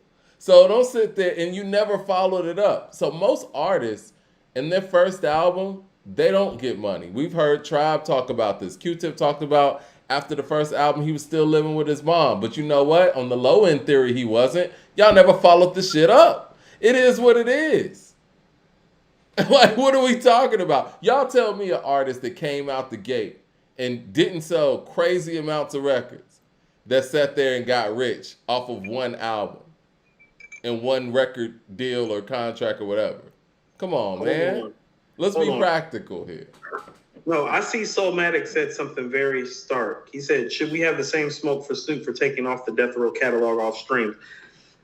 Okay, Soulmatic, I don't know if you were here when that happened, but as soon as that happened, I said, Just because he's your favorite rapper doesn't mean that he's not a businessman first. He'll take that shit from you too. I said that shit live here. You can go check it and see when he did it. We're consistent. We're consistent. You say that. I don't want nobody pulling up on my birthday weekend like we inconsistent. But no, it's funny you say that, Coop. None of those atrocities. It's funny you pull that out because I just saw a clip on that as well, and that's probably where this is coming from. And somebody was interviewing Snoop about taking the Death Row catalog off. He's wrong. And he said a lot of times it's a show business. And a lot of times fans want us to do the show without us doing the business. Doing the business, yeah. Right. I told you. Yeah. He's like, give me that $350, $400, $500 million check for that Death Row catalog, and then we'll talk. He said that sold his catalog for $75 million, Mike. He said he's going to put Death Row catalog is worth. He said if the fans give him time, he's gonna put it in a place where it makes sense for the actual artist, so everybody can get paid. Mike.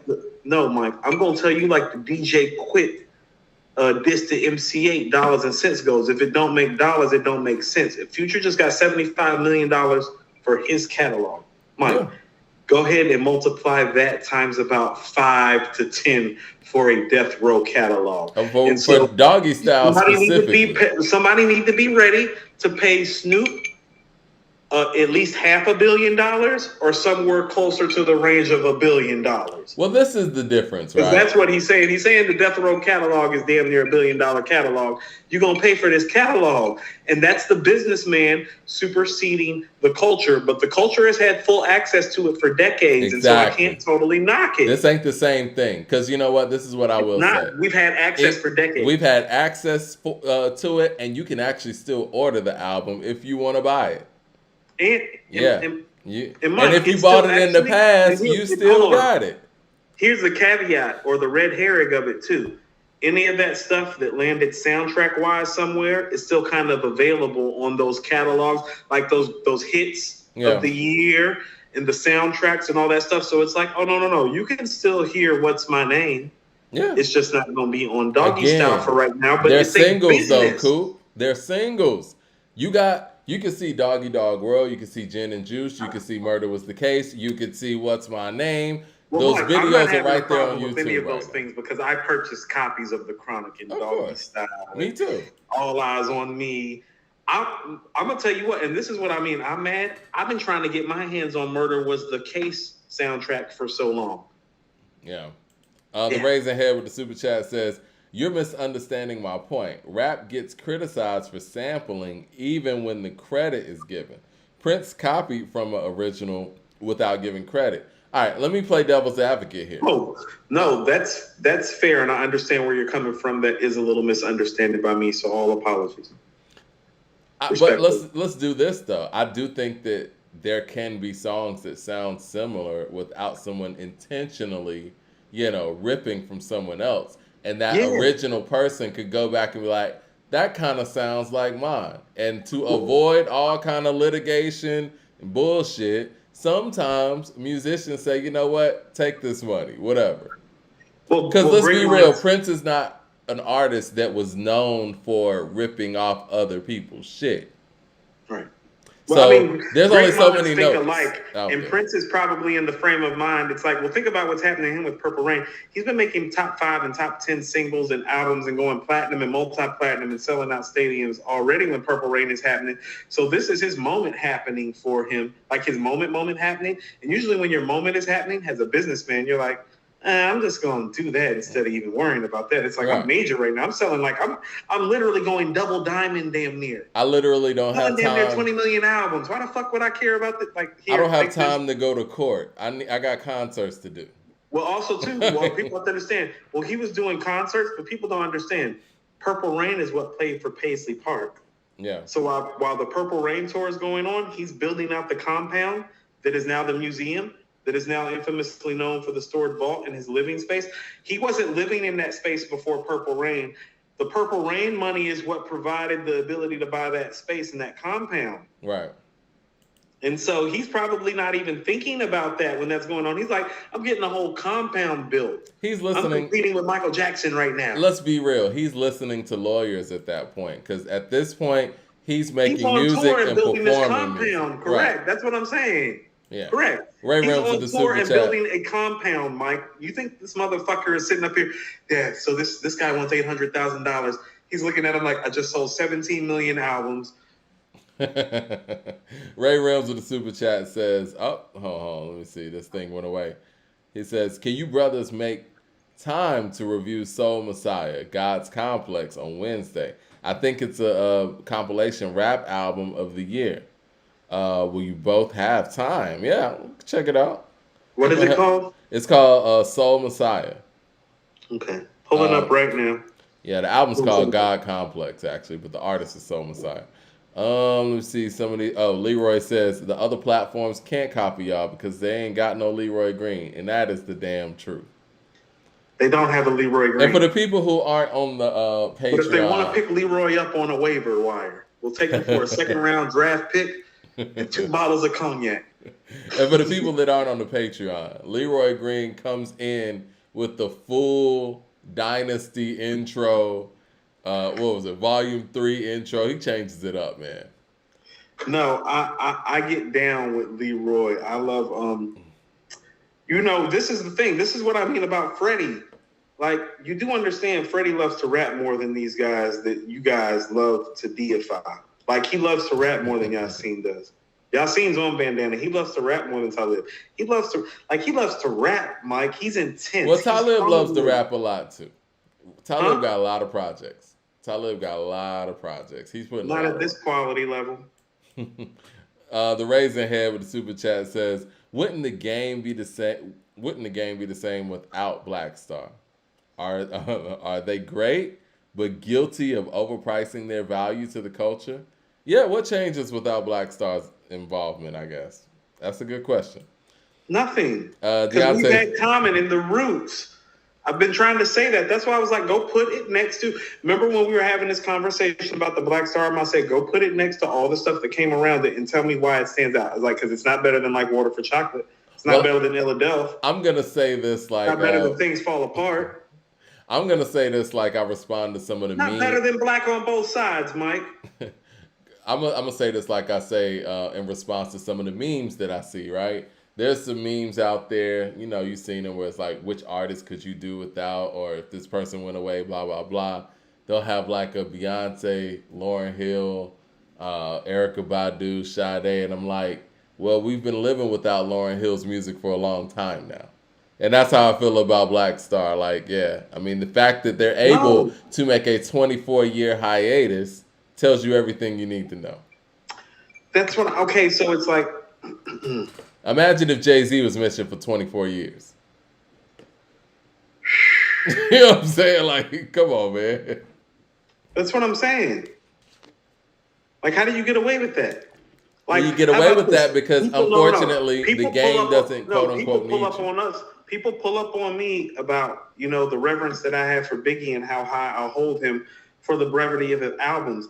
You understand that he's still done more material than Black Star has as a group. Wow. You understand that Biggie Smalls has still done more material? Biggie Smalls as a solo artist has more solo songs than Black Star does as a group. And he died in 1997, Mike. He passed away in 1997. It's 2022.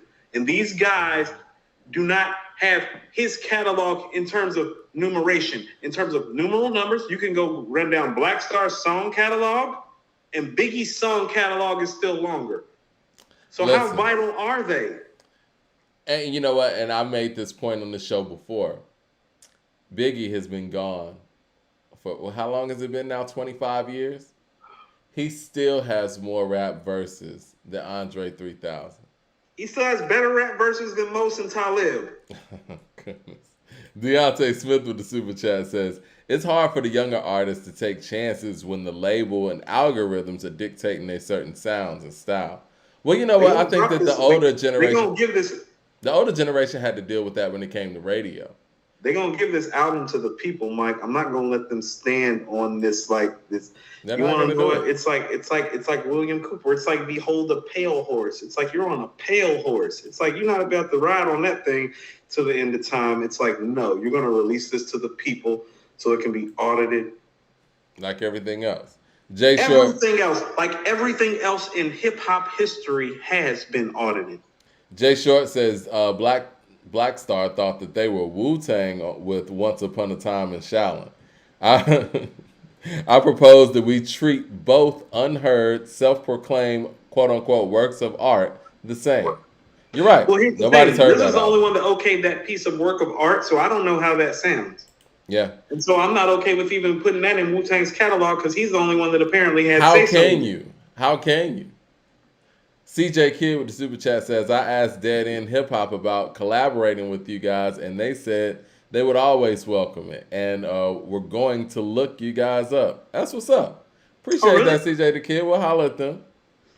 Dead End does good work. They out here in Atlanta, too. So. Yeah. I fuck with Dead End Hip Hop. They be sending us stuff. Oh, okay. I didn't even know. Like some of the stuff that they do like reaches our feed, and like some of our followers cross feed into their followers. So I know who they are. I've That's seen what's them. up. Like, I don't know them personally, but you know what I'm saying. We can get to know him. CJ Kidd with the super chat Right, says, after Brooklyn versus Queens, will you guys do an East Coast versus West Coast? I don't like that idea. You don't like that idea? Yeah, I don't want to do East Coast, West Coast thing. It has a bad connotation to it, but I does. get it. I don't want to do it. That's it. I don't want to What do about, it. well, I think the East Coast versus West Coast thing would be more of Dr. Dre. Well, we're doing the Dr. Dre and Ye. So I mean, pick if you want to pick a West Coast artist and an East Coast artist, it's like if you want to put Snoop up against somebody like they did in the original verses. With the DMX? It was actually halfway decent with Snoop versus DMX. I'm okay with that.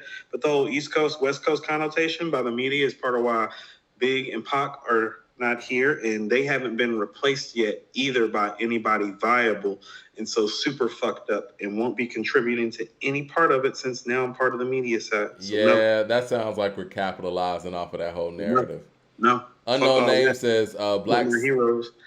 Unknown name says Black Star is off with hiding their album behind an obscure app, but the album still is better than Gibbs, and I like the Gibbs joint.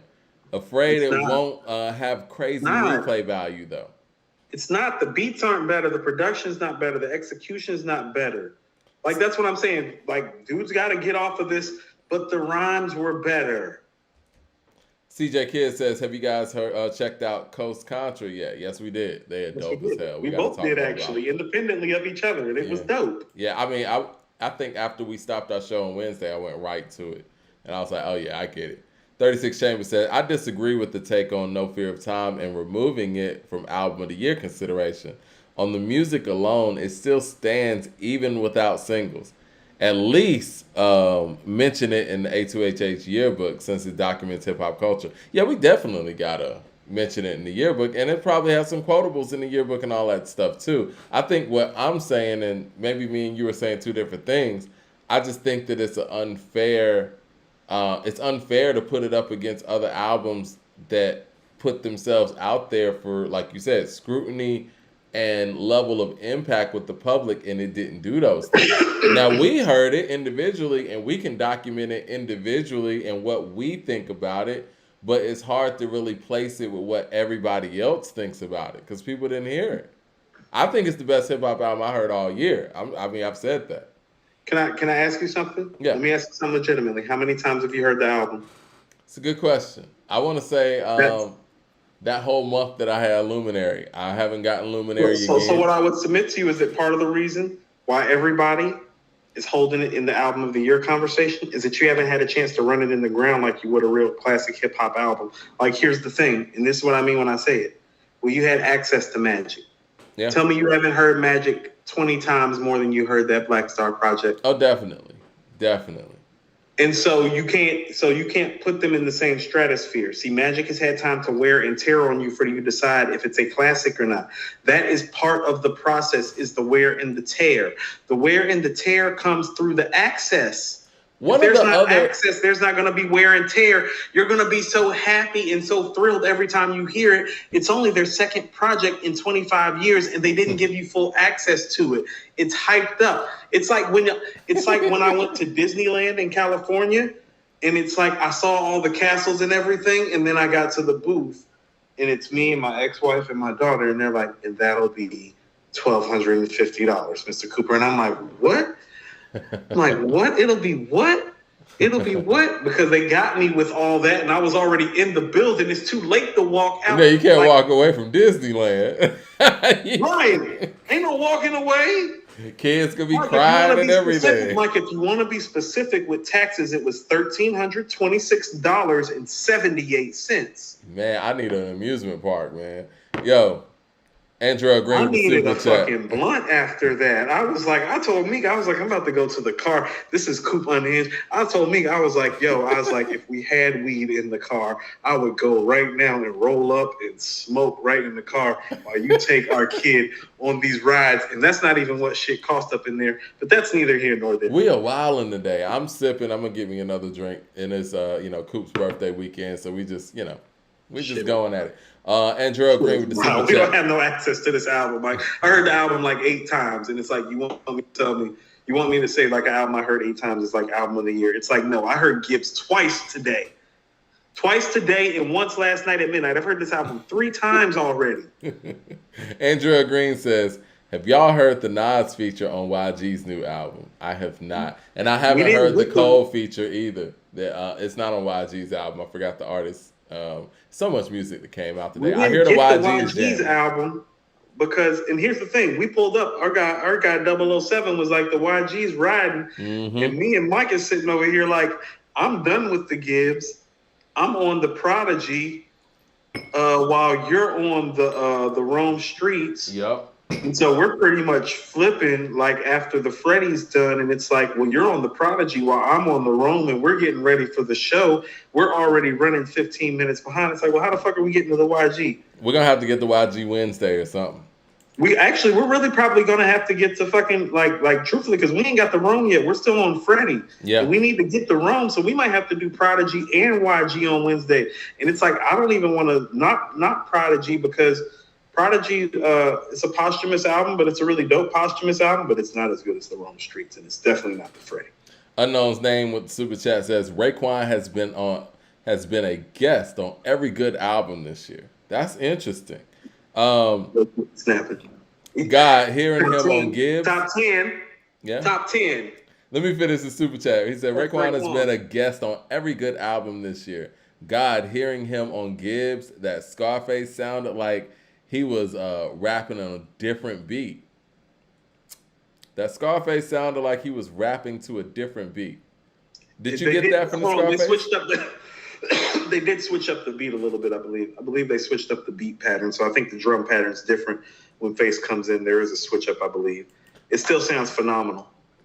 The Razorhead says Black Star doesn't even have a 93 till infinity. I think that's factual. I think Respiration is their best song, in my opinion. He said that Black Star doesn't have a 93 till infinity, and I think that's factual. I think the Respiration is their best song. I agree. You think 93 to Infinity is better than the Black Star album? No, I thought he was talking about the song. Okay, the song. Okay. Yeah. Okay. I don't think the album is. As much as I love the Souls of Mischief album, I do think that. Black Star. No, definitely. I thought he was talking about the song. CJ Kidd said after last week's Illmatic / Purple Rain combo, I would love to hear more of where your other top hip hop albums rank in all the music like Purple Rain, etc. I'm trying to think, man. Like as far as like the top hip hop albums ever, you got like It Takes a Nation of Millions to Hold Us Back. You got Only Built for Cuba Links. You got Doggy Style, The Chronic, Aquemini. Those are the ones I think would match up against all of the rest of the genres. Honestly, I think Aquemini probably does the best job of that with all the original compositions and all the musicality that's involved in Aquemini. I don't agree because Aquemini lacks the hit records, though. I will say that. Okay, so this is what we have to start deciding. So how do you want to start qualifying things? Because here's what you have to understand. Prince and Michael Jackson and Stevie Wonder can give you an all-time great hit record and a beautiful album song and an all-time great album in one fell swoop. Yeah, they can do all of that in one album. Yeah. Okay? And so when you are Marvin Gaye too. Oh, yeah. When you are a comparative analysis against something like that, and then you start bringing in popular culture, i.e., white people, into the musical side of things. That's where the impact side of music really comes from, Mike. We're all about quality. Actually, impact actually comes from the Beatles and what the Beatles did musically, with the impact that they had because of the frenzy that they sent this nation into, but because of the full-fledged album making style that also followed it. It was the superstardom and the album making that made notoriety and the album impact making, matter. yes. And become included with the song. Before that, it was just the music and the song. Before the Beatles, it's about the song. Yeah, you're right. But I think that they took the best record, that's it. I think the superstar frenzy that Elvis kind of, spearheaded, I would say, they picked up on that and, like you said, created the album. Because everything else. Okay, so as much as these white people in America love Elvis, it's like he's like the Beatles are his force multiplier, literally times 4. No, for real. I mean, but he is the first pop star in the form that I would say Frank Sinatra is probably like the first pop star, but as far as in the form that we see it in a modern sense, that's Elvis. First of all, Kaya, the Beatles are the greatest band of all time, and nobody has any evidence to even fuck with them like that. I like Parliament Funkadelic. That's my pick, but they're not better, Mike. They're not better than the Beatles to you? They don't have enough. Whoa. Because when you're saying Parliament Funkadelic, are you including Bootsy Collins and the Rubber Band and his part of it? Because he broke off. No, I'm just talking about the Parliament Funkadelic albums. I'm talking about just the Parliament. We're talking about like an 8 straight album run by the Beatles, and that's not including the singles that are bigger than most of the stuff that's on the 8 albums. No. I disagree. So Kaya needs to go check her music history. I disagree with you on that. I think that the Isley Brothers are better. I think Earth, Wind, and Fire is better. Earth, Wind, and Fire's album runs only 4. It's about half as long as the Beatles. The Isley Brothers might be as impactful and maybe more important and probably better singers and just as jacked. So I'll give you the Isleys. Earth, Wind, and Fire's a no because it's not long enough. The quality's not there on the highest end of their singles. I disagree with that. Okay, name the Earth, Wind, and Fire's 5 biggest songs, and you're gonna make my point for me. Earth, Wind, and Fire's 5 biggest songs? Yep, go ahead. I would say, man, they got so many. It's hard to even say. Like you think, Mike. Go name them. That's what I'm saying.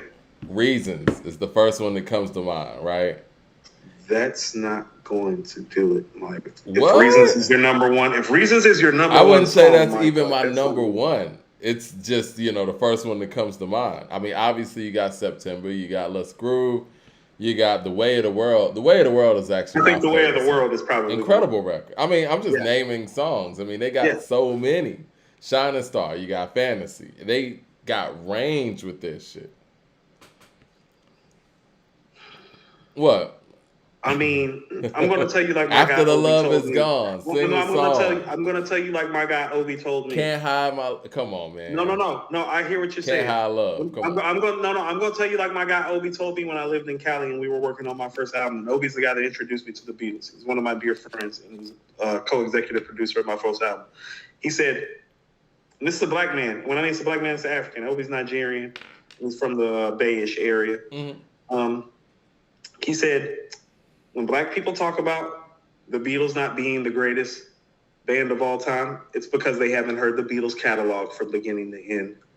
I've heard the Beatles catalog from beginning to end. Okay. Great catalog.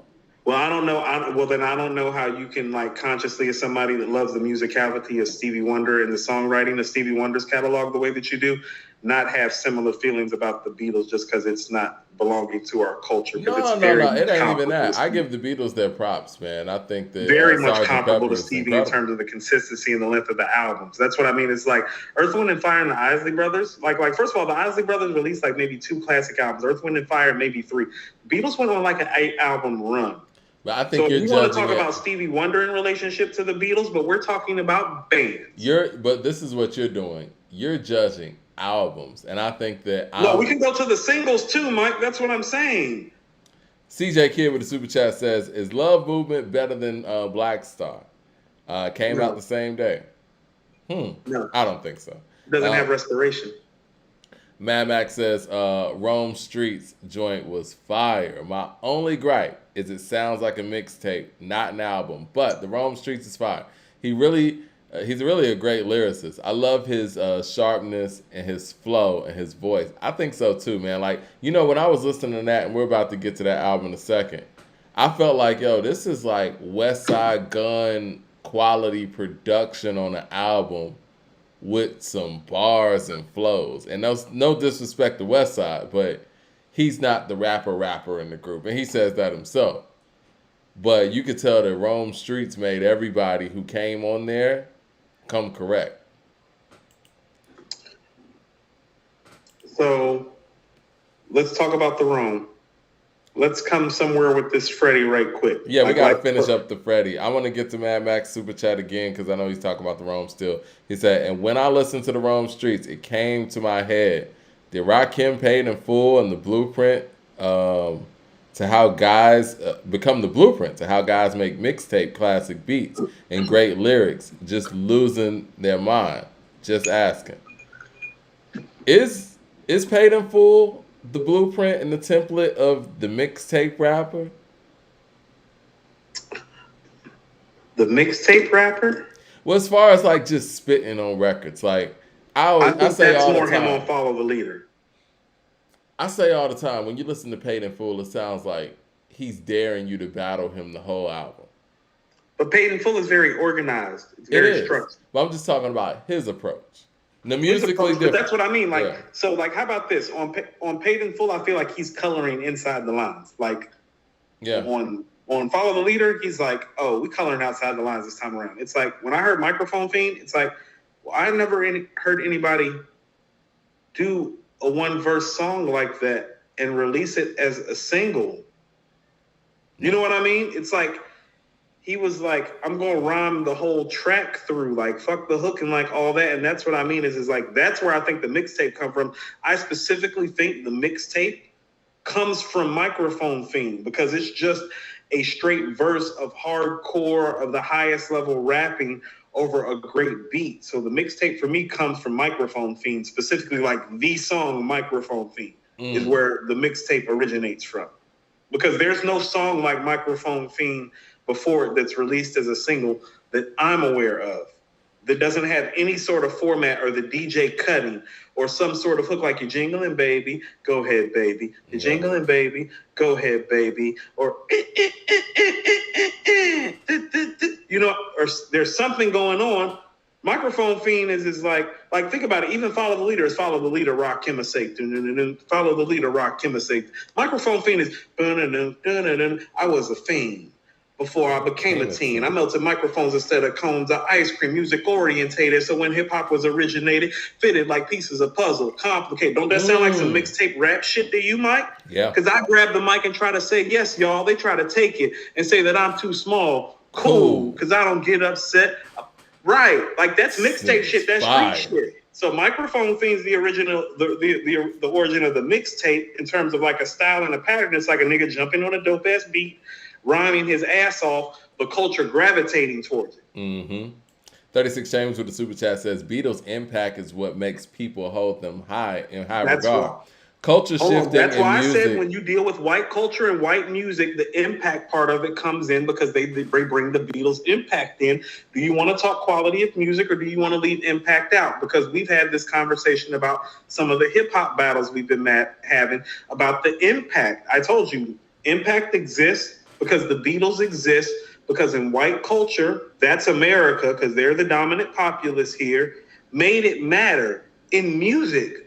So are we stripping all of that down and just making it about the songs? Because if so, The World Is Yours is better than Juicy. And Juicy falls out of like top 10 all-time greatest hip-hop song, and The World Is Yours gets moved up. Now, what the fuck are we doing? Well, it's a good question to ask. So let me finish this super chat. Because people be talking that shit, but then it's like when it's time walking out, it's like, well, you understand what you're talking. It's like, well, Juicy falls back and The World Is Yours goes up. Culture shifting in music has several notable people, but the Beatles created multiple genres. Yes. The Razorhead says, if we unpack the band combo deeper, it's Jodeci. I love that answer because that's the reason why I say Jodeci is the best group of the 90s, in my opinion. I think, hold on. I'll take Jodeci and Jodeci's their first two albums. over any R&B group. Whoa. For two albums, yeah. Like they CJ got Kids. Stay, Forever My Lady, Can I Talk to You, What About Us? I had Like them shits on tape, man. Yeah, no. Like for two albums, give me them. But I'm it's Still Waiting albums. was my joint, man. Incredible. What? I'm Still Waiting. I'm Still Waiting. That's what I'm saying. The Lately remix. For you to come back to love. Excuse me, y'all. I've been drinking. Redoing If You Think You're Lonely Now, like all that shit that they did in between them. You can throw some of Freaking You and like Love You for Life in there. Well, I mean, I gotta give In Vogue their props for their first two albums. They did a stellar job with their first two albums. Funky Diva was a banger too. In Vogue is the best vocal group of all time. Now that I agree with. Member for member. It's In Vogue. Yeah, ain't nothing close. Member, that's the best vocal group that ever existed. I think we would have to maybe go back to like four people in a group that can sing like that. That's not the Temptations. Right. You would have to go to the Temptations, the Emotions. And see, the thing is with In Vogue, the fact that every individual member, they have all sung lead to an important song for the group. And not to mention with that, outside of that, whenever they have to step back and be background singers, they have perfect harmony. So it's not like, what I was about to say. It's not the fact that they're lead singers. It's the fact that all these motherfuckers background singers. Yeah. When it's time for... How would you like me to do? Would you like me to scat? Would you like me to sing soprano? Yeah. Maybe alto or tenor. Do you just need me to harmonize in the background today? They could push Maxine to the front. You sing lead on an important song. The other three will sing incredible backgrounds. Then boom, rotate. Like that shit's like some... Man, like the Detroit Pistons or something. One of the most... I think Terry from the group, because she probably sang lead the third most after Dawn and what's her name? It was Terry, Dawn, Maxine, and Maxine. Okay. Now I'm leaving Maxine out and Dawn sung lead the most, I feel like. But Terry is probably one of the most versatile vocalists that never gets highlighted in musical history, because like she did some of everything in that group for that group. I agree. Yeah. That group is man, I really hated when they broke up. That was one of those groups that I love them. Giving him something he can feel. The Supremes remake that changed my life personally as a man watching Dawn sing that song. Cindy is who I'm leaving out. Cindy was great too. Cindy was the first person we heard. They're all great. Yeah, Cindy was the first person we heard on Hold On to Your Love. Like you're not missing. Tell me a group out there, especially in R&B, if you could get any of the four singers or however many members in the group to sing lead, you're not missing anything. Like any of them sing lead, you're not missing anything. And I don't want to call out groups and call out group members, but you can use your imagination. If you pull a certain artist in the front and they're singing lead on the record, they're a whole different group. As great as Jermaine was for the Jacksons and the Jackson 5. All those songs that he sang lead on that didn't really make it on Jackson 5 albums, those are dope songs. But when he's singing lead, they don't sound like the Jackson 5 anymore. You know what I'm saying? They sound like a Young Temptations or something. How about this? Their best song, arguably, vocally, is Don't Let Go, which they did after Dawn left. As in, like, vocally, when you took a member out. No, that was their last song. Dawn was there for that. That was the last song with all of them together. Organized. Oh, Don't Let Go? Yeah, she's on that. That was the last song they did. That's why I don't even like that song. Because it's the last song. Can I tell you something? Yeah. That might be my favorite record of theirs. I love that Great song. I love that song. Yeah. It's sad, though, man, because it's the last In Vogue song, as we know. Was that the last In Vogue song? That's sad if that's the last In Vogue song, because that's what they left us with, bars, son. Yeah. That's why I'm like, yo, this group had, man, the ceiling was crazy. Yeah, Give It Up, Turn It Loose, Free Your Mind. Yeah. CJ Kid with the super chat says, I want to make sure I say happy birthday, Coop. Appreciate you. We turn it up early, man. We're not as organized as we normally are because we've been sipping. I'm over here on the yak, and CJ Kid says, Coop, what is the best album ever, in your opinion? What's the best album you ever heard? Purple Rain? Anybody? First of all, Kai is still talking shit to me. Kai, I'm not out of my lane. You don't want none of this smoke. I'll break you all the way down. Like, I know about genres of music that you don't even listen to, and I can tell that you're not even familiar with the Beatles catalog. I want Kai and David to step into this chat right now and name me the 5 Beatles albums in orders that she loves the most in order, and do it in the next 30 seconds. Because she don't listen to the Beatles and know the Beatles shit like that. She just talking shit. And that's okay. And that's cool with me. What's your favorite album? My favorite album personally from the Beatles is the White Album. No, I'm talking about what's your favorite album, period. That's what okay. That's what was asked by CJ Kidd. My favorite album or the best album? He did say best album. I'm changing the goalpost. Yeah, best album you ever heard.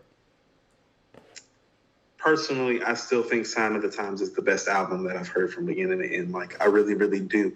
It is very, very hard to find one album, although it is a double album, that covers all of the ground musically, stylistically, and songwriting wise. It covers sex, it covers love, it covers breakup, it covers religion, it covers funk, it covers Stevie, it covers James, it covers Prince. Like, one of the most beautiful things about the album to me is Housequake, because that's not a Prince song, that's a Prince paying homage to James Brown's song. As in, like, with a little bit of a mixture, with a little bit of a mixture of what we were about to know as hip hop. No, not hip hop, but Funk? No, not funk. Teddy Riley, New Jack Swing. Yes, that's what I mean. Hip hop funk, like that hip hop funk R&B. Housequake is that's the template record. But really, what that is, that's an old James Brown dance record. Yeah. I always thought that Strange Love was a New Jack Swing record as well. Yeah, there's all types of stuff on there. I mean, first of all, I think, let's move backwards. Adore, which ends the album, is arguably the greatest song to ever end the album. It is one of the best songs of all time. It is arguably one of the 5 to 10 best love songs of all time. It ends Sign of the Time. It is the best album ender ever, in my opinion. Adore is the best ending to an album that I've ever heard, including Purple Rain, because I think Adore is a better song than Purple Rain. Ooh, you know what, bro? I'm going to have to disagree with you on that. I think Purple Rain... You're talking nostalgia. You're not talking about quality of the song. I'm not mad at you. I'm just... He's saying, like what he's Purple saying, Rain's still, a power still ballad. imported in Egyptian lace, but nothing, baby. Nothing can compare. Nothing can compare to your lovely face.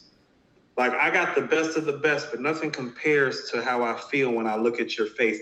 There ain't nothing on Purple Rain that you can play for a woman that's about to take the draws off like that. Fuck some Purple Rain, okay?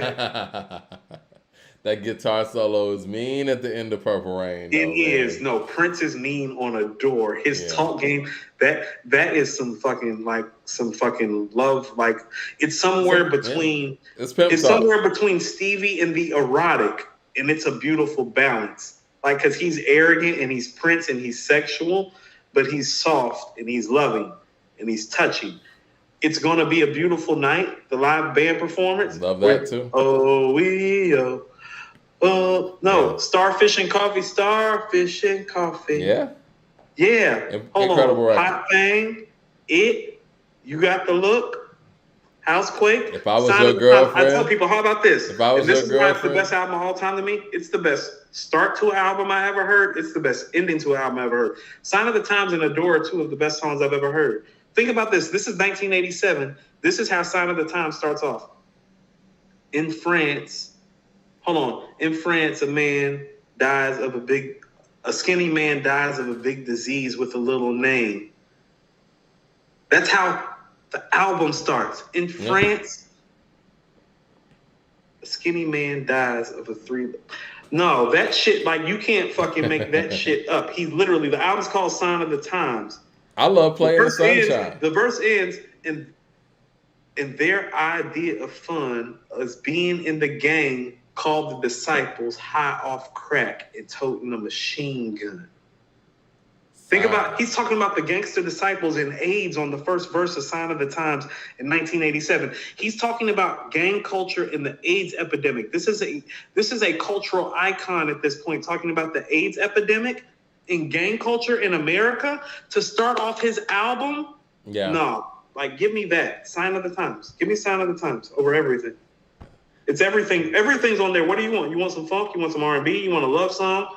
You want a sex song? You want to slay a chick? You want to dance? Yeah. You want a Stevie impersonation? You want a James Brown impersonation? You want to hear Prince without the revolution, without the band? Yeah, it's an incredible album. It's always going to hold a special place in my heart. That's a piece of vinyl that my fiance's mother, rest in peace, got for me on Christmas. I wasn't even expecting that. Really? Because I saw it in like a vinyl shop here in Atlanta, and I was like, they got Sign of the Times on vinyl for like $90. It was a crazy price. So, and so like, she knew how much I loved the album and got it. And so, yeah, it's special. I ordered an original copy from Denmark that came with the original stickers and posters on the album. I had to order it from Denmark, but I literally bought it the day after he passed because I knew it was about to happen. So I went ahead and bought me a Purple Rain and Sign of the Times copy before the prices skyrocketed. I went back and checked the price on what I paid for it versus what they're charging now, and it's like, that was the first thing I thought. I was like, well, I got to go buy Sign of the Times and Purple Rain on vinyl before this gets out of hand. Well, I was waiting on them to do a remastered version. You know what I mean? Like, because they weren't doing a remastered version of Sign of the Times for a minute. And so when I saw that they finally did a remastered version, and I hate that I'm like this, but most artists hate the remastered version because it's not the original and it's not giving you the same thing. But the volume difference is so different. When I'm listening to the Purple Rain remaster and then I'm listening to Sign of the Times, it just dwarfs it and it makes it where I almost have to have the remastered version of Sign of the Times. Can I say this part of why Sign of the Times is the greatest album of all time to me? Is that the best song? There are two songs that never got released as a single that I feel should have been released as a single. And that's Cold Blooded by Rick James. And Never Take the Place of Your Man by Prince on Sign of the Times. That is fucking stadium flow. Yeah, Never Take the Place of Your Man. That is one of his best songs. Like, it is. He can step out. Like that's one of those records that if you were going live, and it's like, who's the best performer? Who's best live? If he goes live with that song, he can beat anybody who ever lived. He can beat the Beatles, Springsteen, Tom Petty, Stevie, Mike. He can beat them all with that record because he's all over that record with his wordplay, with his charisma, with his guitar playing, with his band, with his synchronization. It is a fucking beautiful record, and the way that he brings it back at the end, the way that the beat comes back at the end and he riffs live, no, you can't beat that. It is the definition of stadium flow. It is one of the most beautiful moments in music history that people don't talk about because he never made it a single. He released shit like You Got the Look instead. Yeah, that song should have been put out. And the end of that album, where you got that record, The Cross, you got It's Gonna Be a Beautiful Night, you got Adore. And before that, you got Strange Relationship. If I Was Your Girlfriend. If I Was Your Girlfriend, crazy. Mike. How about this? You Got the Look is the first single off the album. It's the weakest song on the second part of the album. I think so. And I like that record. And I love that record. That record is dope as fuck, but it's not Strange Relationship. It's not The Cross. It's not It's a Beautiful Night. It's definitely not Adore. I Could Never Take the Place of Your Man. Baby, don't waste. Yeah, I was talking to OG. I'm going to say this and we can kind of go on, but we were talking and he was locked up when the album came out, right? And he said that somebody, because back in the 80s, you know, obviously they didn't have no way to hear no music while they locked up. He said that the person that was locked up with him was just quoting the lyrics from Strange Relationship. And he was like, yo, that shit is cold. I got to hear that. Just the lyrics alone. He said he was a fan of the song with just somebody quoting the lyrics for him. Hold on. So think about this. So you know how you talk about these rappers using these multiple syllabic lines repeatedly and repeating themselves and always going over and over. Strange Relationship. What's this strange relationship? Shit. Yep. Dun, dun, dun, dun, dun, dun, dun, dun. I'm gonna listen to this album tonight. It's funny how when you're a genius, you get to do simple shit, and it sounds totally different than when a rapper does it. Strange Relationship is very simple, but it's very melodic. It's very catchy. The words are intricate and personal. It is. It's what they would call toxic. Let me get to these super chats real quick. Yes, it's Janae Aiko. Yes, it is. It's Janae Aiko before the baby. Reggie with the super chat says the Barge family impact greater than Switch, excuse me. Man with the super chat says SWV and Escape had classic albums in the 90s also. That first SWV they both album made a classic album apiece. Both of them have a classic album. No, that first SWV album, that shit's special. Yes, that's what I'm talking about. And even when you look at songs like You're Always on My Mind, this is like a 4th, 5th single for them. You're Always on My Mind was my shit, Mike. I still play You're Always on My Mind. Downtown. Anything. I'm so into Human Nature. Yeah. Weak is one of the most beautiful songs written ever. Like, those are 5 records right there on that one album. Those are 5 bangers, Mike. Those are 5, Mike. Those aren't doubles or triples. Those are home runs. Yeah. You understand that? Those are 5 home runs. I'm gonna tell you this, man. I don't know if TLC got a streak like that on their albums. No, TLC does not have 5 like instant classics on one album like SWV has on their first album. They don't. I think TLC's I love best Crazy song. Sexy Cool. There's not like 5 instant classics on there. Now Crazy Sexy Cool's better from beginning to end. Yeah. I think Creep's their best song, in my opinion. I do not agree. I think Red Light's special. Oh, okay. You went for the baby face, I went for the Dallas Austin. Right. The Raisin Head says, respectfully, Zeppelin, Jackson 5, Beatles, etc. didn't have to compete with hip-hop in its golden era. Who in the Beatles sings better than KC from Jodeci? Well, that's a good point. If we're talking about straight-up vocals, the Beatles don't even register like that. I was about to say, if we're talking vocally, like Paul and John, or good to borderline great singers, but not what you would call all-time great vocalists. They're not Freddie Mercury. No. They're not KC. No. They're not Otis Redding or Bobby Womack. No, they're not Aretha Franklin or Whitney Houston. No, they're not that. They're not that vocally. Minnie Riperton, Denise Williams. No. They're not that vocally. But bars, son. How about this? You know, people have to understand. Songwriting, John Lennon and Paul McCartney, they're bar guys. Like, if they were rappers, they would be closer to, like, you know, a Nas or Rakim style of rapper than they would be, like, you know, your traditional, like I don't know, like NBA YoungBoy. You know what I'm saying? Like, they wouldn't be that. Like, they're popular. They're popular, but they were popular because they were intricate in redefining how songwriting really went. Like, the people have to understand this, and I just figured this out. Like, the Beach Boys, America's version of the Beatles, so to speak, the Beach Boys had to change everything that they did. And I love the Beach Boys. And, you know, Brian really went in the lab when it came to the Beatles. And he went into psychosis and went into a mental state and had to be committed behind the Beatles. He was like, he stopped going on tour. He's like, look, y'all can go on tour. I got to go to the lab. Right. No, they sent him into a state of psychosis with the quality of their music and album making. Well, He was the best songwriter and album. He was the best single maker in terms of American contemporary pop culture music. And they literally put him mentally in a bad place that he did not recover from. I think what people need to understand, and what I even needed to understand, like, I heard all the hype about the Beatles because obviously they're before my time, and my parents. That's like when Sugar Ray made Camacho. That's like No Mas. Yeah. You understand that? That's No Mas. When you make your songwriting counterpart from another portion of the world literally check himself into a mental facility. When I was growing up, my parents didn't play the Beatles like that, so I had to kind of look at it from a sense where you have to really understand what wasn't around before these guys came around to understand their impact. Like, if you listen to their music now in a vacuum, you're like, okay, well, that's nothing quote unquote special, but you have to really understand, you know, especially from an artist standpoint, artists weren't writing and composing their own stuff before them. No. Not even Stevie. Not even the great Stevie Wonder. Stevie Wonder had writers at that point. How about this? Verse hook, verse, bridge, chorus, back into third verse. Beatles didn't exist before. Deal with it. Reggie Didn't exist before. Reggie says, Coop, if you had to give up one, which artist would you be willing to give up? Prince or Sade?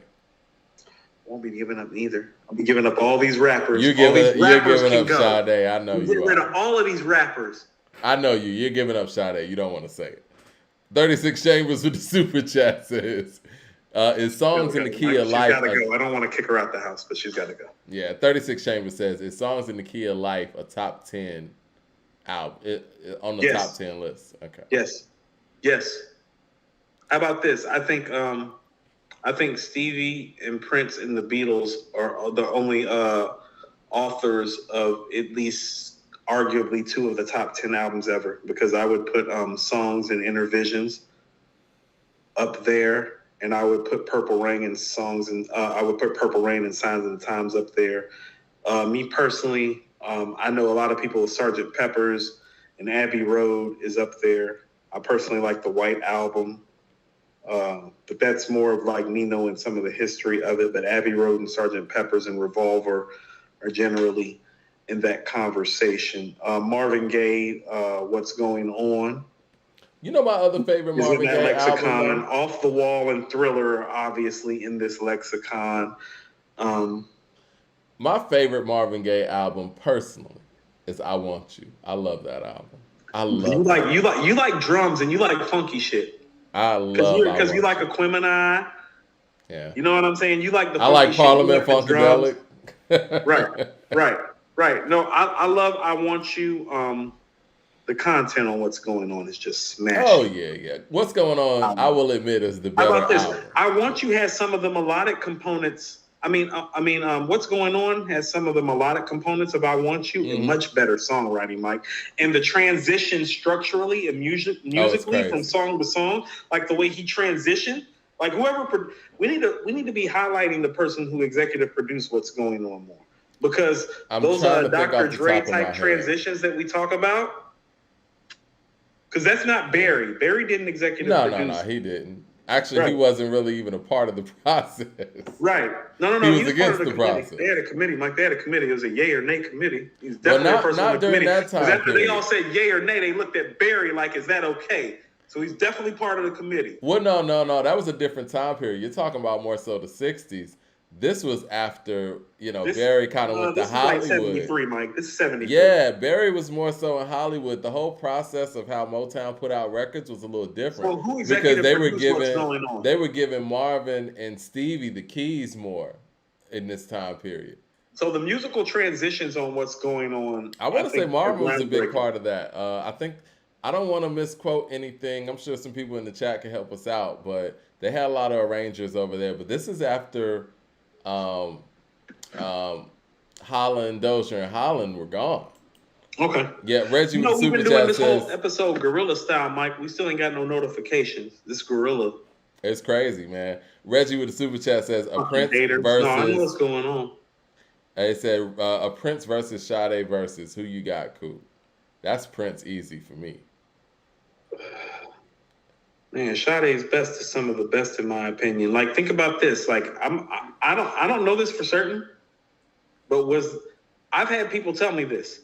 It was called The Quiet Fire before Sade released Sweetest Taboo and said, it's a quiet storm. It's never felt like this before. So The Quiet Storm, as we know it, like late night radio, literally took her whole bar and made it into a motif and an archetype that exists in radio today. Because that's interesting. I never thought about that. I want somebody older than me to come chime in, and it's like, what was it? What was the late night radio called before Sade said it's a quiet storm on the Sweetest Taboo? Because, Mike, that's like 85, 86, 87? Yeah. Yeah. So it's like literally when we say the quiet storm, like, think about this. Mobb Deep's Quiet Storm. You know where those raindrops come from, right? It comes from there, right? Comes from Sade's Sweetest Taboo. That's what correct. I thought. Yeah. Quiet Storm. Because it's a quiet storm and it never felt like this before. It's a quiet storm and that is you. Ha ha. Right. Yeah. So it's like she literally changed the way we do fucking black radio, Mike. So it's like it's not like it's a small feat. No. Prince is Prince. I mean, Prince is Prince. You can't fuck with Prince. I think Prince is the greatest artist who ever lived, top to bottom. Like songwriting, singing, composition, arranging, dancing. Like he's the greatest artist of all time. So nobody's gonna beat him in my world. But like just like song for song, it's like, well, Stevie and Mike and Sade can give him some run. Janet can give him a little run. Beatles can give him some run. Rolling Stones can give him some run. Mike's the greatest to me, and that's about where the run ends, though. That's where the run ends. Ain't nobody else giving him no run, though. Mike's the greatest to me, and I think Thriller's the best album I've ever heard, top to bottom. I think that for 9 songs, when you got that powerful of a 9-song range, where the greatest, I'm gonna say this, and I get you with the whole, composer, musician, and all that, and songwriter with Prince. Prince is incredible. But when we talk about somebody who gets in the studio and records, it's like this man was recording when he was a boy. Okay. And before if the band over there fucked up, you had to start all the way over. And so he was growing with technology. And when technology got to the point where it was at in 1982 with Thriller, this man is effortlessly recording on a level where you can hear that shit where it's like, he sounds way different than everybody else. So understand this. We're talking about genius operating on 2 different levels, and this is why I was separated, and I'm going to be respectful when I say this. Mike vocally and as a dancer is better than Prince. Yeah. At both, technically speaking. Now, the gap in the dancing is wider than the gap in the singing. Is that fair? That's fair. Mike is 10 times more classically trained at these things than Prince is. And so I'm going to put the degree of difficulty higher because here's what I would tell you is how about this? When you hear Marsha Ambrosius and Flourish's version of Butterflies, and then you hear Michael Jackson's version of Butterflies, it's like, well, that's why he's Michael Jackson. And that's why you are who you are, even if you're great. Because Mike hears shit differently. And I don't even, and that's older, Mike. We could even go back to like stuff like. I'm about to move backwards, yeah. Mike. If you would actually go that's ahead. what I'm saying. Go ahead. That's old Mike. Yeah. But what I'm saying is that when you're hearing Michael Jackson able to literally take the original version of Butterflies and turn it into his version, because it's Michael's song once Mike takes it. That's the years of training that you see from when things are fucked. Mike hears shit different. Let me go in real quick. Let me go in real quick. Go ahead. Who's Loving You? By, somebody like Smokey Robinson, who's a grown man. This dude steps in as, what was he, like 12 then? 10 to 12. Takes a grown man who's a legend, takes his song and makes it his own. No, not just a legend, Mike. He's one of the greatest songwriters who ever lived. Period, point blank. And artist. Motown exists partly because of Smokey Robinson. Straight up. Barry say that. Yeah. The Raising Head with the super chat. Hold on, let's go further. There is no Motown without Smokey Robinson, because there's Smokey Robinson, The Miracles, The Temptations, and Marvin's early stuff, and Smokey has a hand in all of that shit. No, definitely. No, 100%. One of the greatest songwriters ever. Raising Head with the super chat says, we see more black people wearing Nirvana and Metallica shirts than we do Jodeci, New Edition, SWV. It's sad. Black music is bigger than hip-hop. That's real. And I do think that sometimes we do concentrate black music into just hip-hop alone. And R&B it shouldn't have to be like this, but I'm going to say it.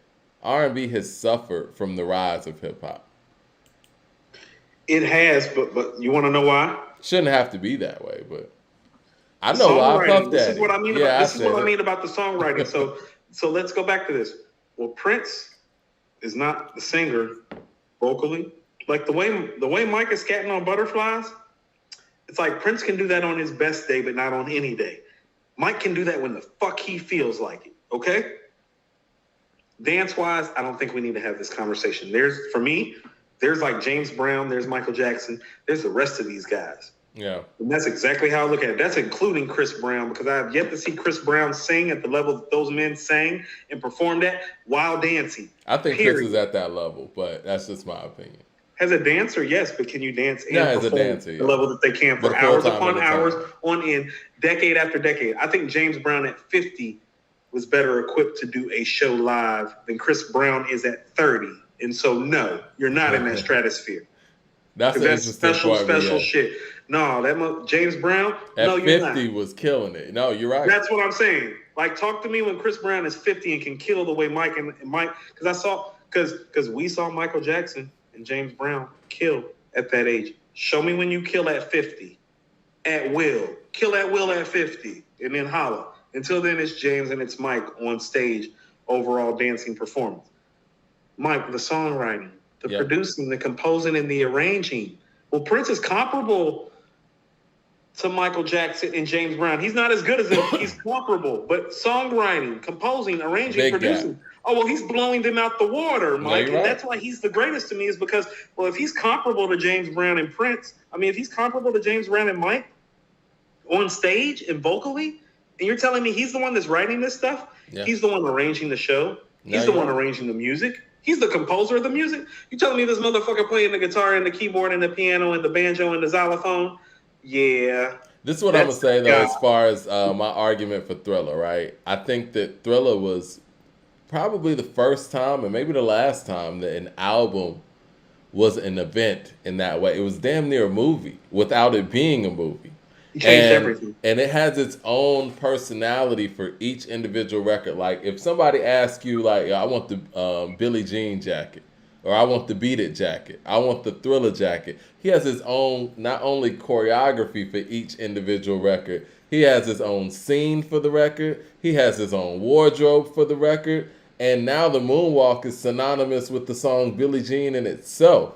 It's like he was able to put together, I feel like Thriller was in like 3 phases, right? You got the creation of the music, we're in the studio, knock that out, cool. Now I got to go out here and do my choreographed thing, right? And then I have to go out here and do my visual thing. This was a visual piece, a dance piece, and a musical piece. Right. So and then you got records like PYT to get play everywhere that don't have any visuals to them. So listen to what I'm saying. Mike had time to focus on those things because he had other people writing the songs and doing the arranging and the composition. So think about what that's saying, that Prince is the vocalist and the dancer that he is, when he's the one. Mike, you know this as a rapper, Mike. The hardest part of all this music shit is writing the fucking song. That's why the publishing and the songwriters make the most money.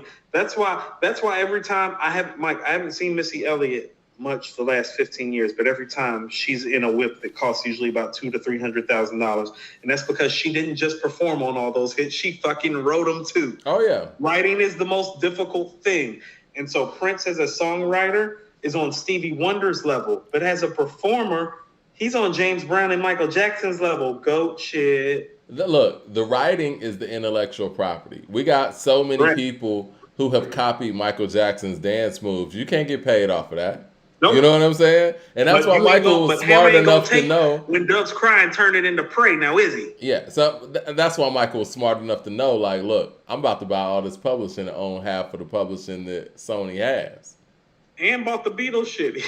Well, he used the Beatles shit to get leverage to get everything else. Because he knew that everybody wanted the Beatles shit so bad that they would cut a deal. Yeah. Hold on. Think about this.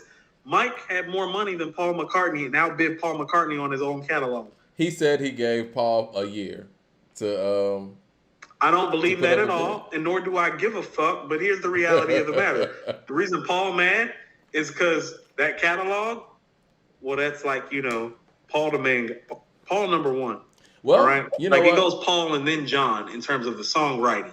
In terms of the songwriting, this is what I mean. See, star power, John, then Paul. But songwriting, Paul, then John. So when the catalog's coming at Paul's looking like, I don't care if John's here, dead or alive. I was a better songwriter when the motherfucker was here. I want my shit. I don't think he wanted it bad enough. But I don't think he had the money to fuck with Mike. You don't think so? Oh. No, I know so, Mike. No way. Yeah, Mike was heavy. Think about this. What was that, 83? Think about this. Paul McCartney could have asked the Queen for money and really got it like that. That's what I mean. He couldn't fuck with Mike. He could have got money. Mike said he didn't think that Paul was serious about getting his catalog. And you know what's interesting though? It's 1980, Mike, and Paul McCartney not serious about getting his catalog. No, it was like 84. I think it was. What is it? 84? Something like that. He's also Thriller and Off the Wall have already done their numbers. Yeah. Paul don't have enough money to play with Mike. No, he don't. Well, he was still Sean Lennon's godfather, so no, I guess Yoko didn't feel too bad. In 1984, he does not have enough money to play with Michael Jackson. Reggie with the super chat says, "Imagine if Minnie Riperton and Barry White had a baby." It's an interesting. Interesting point. Reggie also says the Beatles versus the Bee Gees. Bee Gees getting blown out. I like the Bee Gees hits. You don't want to do that. JB was here and says, Curtis Mayfield's Superfly, What You Say. I love that record. My dad had that shit on vinyl. As far as an isolated album, one of the best albums that you'll hear. As far as like an isolated piece of work. Yeah, yes. It covered everything. It covered everything, yes. The social aspects of it. Social commentary, chambers. Production, songwriting, ethos, pathos. Yeah, no. It covers everything, but a one of one. Like, was never able to replicate. Curtis got a catalog, though. And not to mention the miracles and all of that. There's a separation between that album and everything else he did.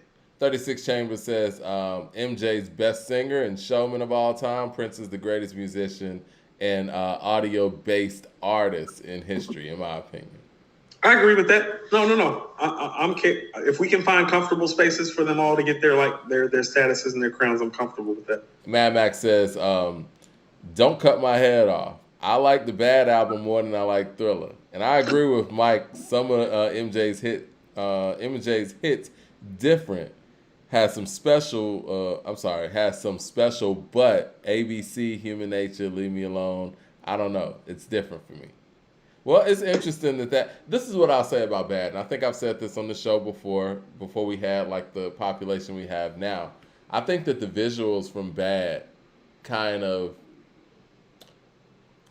trick people's mind into thinking Bad is better than it really is.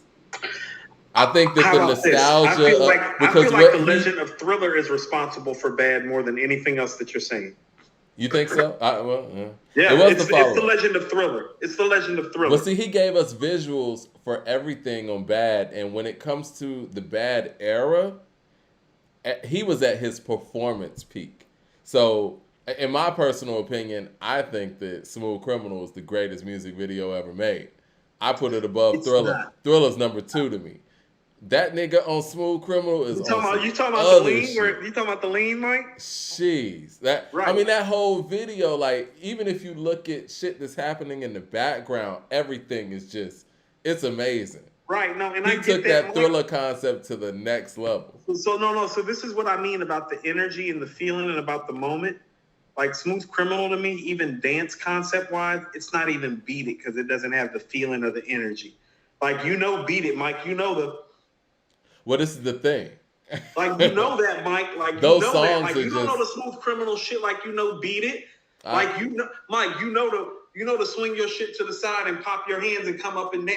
Like, that. It's Beat It, Mike. It's different. I think the songs are just so much better. And I'm not even a fan. Criminal's not the same. It's not even Beat It. Fuck Thriller. It's not even Beat It. I'm not even a fan of the Smooth Criminal song. I think that Beat It and it's Thriller. Not like that. It's not. Beat It and Thriller are just so much better. Such better songs. Like, but the dance routines are better, Mike. They are because it's more. No, the Thriller dance routine might be better. I don't know about the Beat It one. I'm not totally Beat It's better, Mike. It's in the streets, Mike. Because when he turns around and he's Michael Jackson and not the monster anymore, and that whole dance routine, it's like, dude. Inspector with the super chat says, R&B music today is savage. They say F love. It's true. That's the problem. The problem with R&B today is there's not love songs. They don't make love songs. Like, if you want to hear a love song in R&B, it has to come from a female artist. These guys are like, I want to put my dick in your mouth tonight. Does that feel right? All right. Or they taking somebody's chick or something. It's like I was saying that when I was fucking 16 on the west side of Charlotte. You ain't came up with no new shit since then.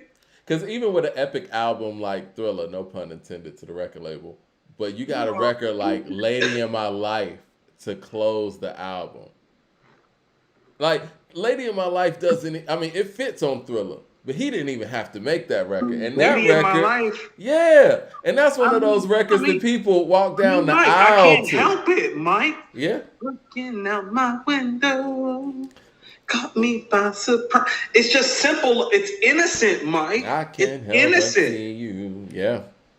We drinking tonight, man. We turn it up. Listen to what he's saying. I hear you often crossing through my mind. Like, that's an innocent, loving, comforting thought. I can hear you often crossing through my mind. That shit is not complicated. Those are bars, son. Give me that over all this shit. Mad Max in the super chat says a lot of genres have suffered from hip hop wise though, Mike. I think I said this before. I view Lil Uzi as a rock and roll artist, but he doesn't get acknowledged as that. And Drake take care as R&B. Flipper Purify says, for the Queens versus Brooklyn versus, you guys should cap the artist to 4 songs max. Make it more strategic. Bonds can't get 10 at bat in a game. Biggie shouldn't get 10 songs in a borough battle.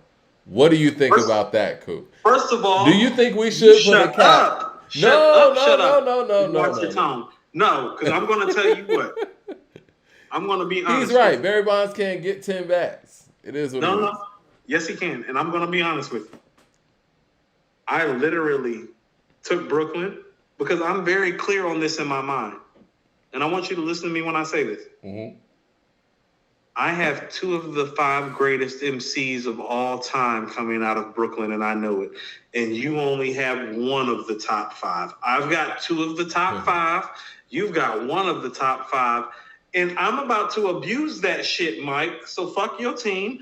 Fuck your couch. It's my birthday. Turn all the way the fuck up. No. Let me give you some friendly advice. I got Jay. No. I love Nas. Nas is the greatest MC who ever lived. I felt that way since I heard Illmatic. Felt that way after it was written. I felt that way after the bootleg version of I Am. I felt that way after Stillmatic and Godson. And even after Life is Good, I felt that way. But if you're telling me that you're giving me 2 of the top 5 MCs of all time, and I know for a fact that you only got 1, abuse, child abuse. And so, no, there's no limits, no limitations. And Mike, I'm going to tell you something.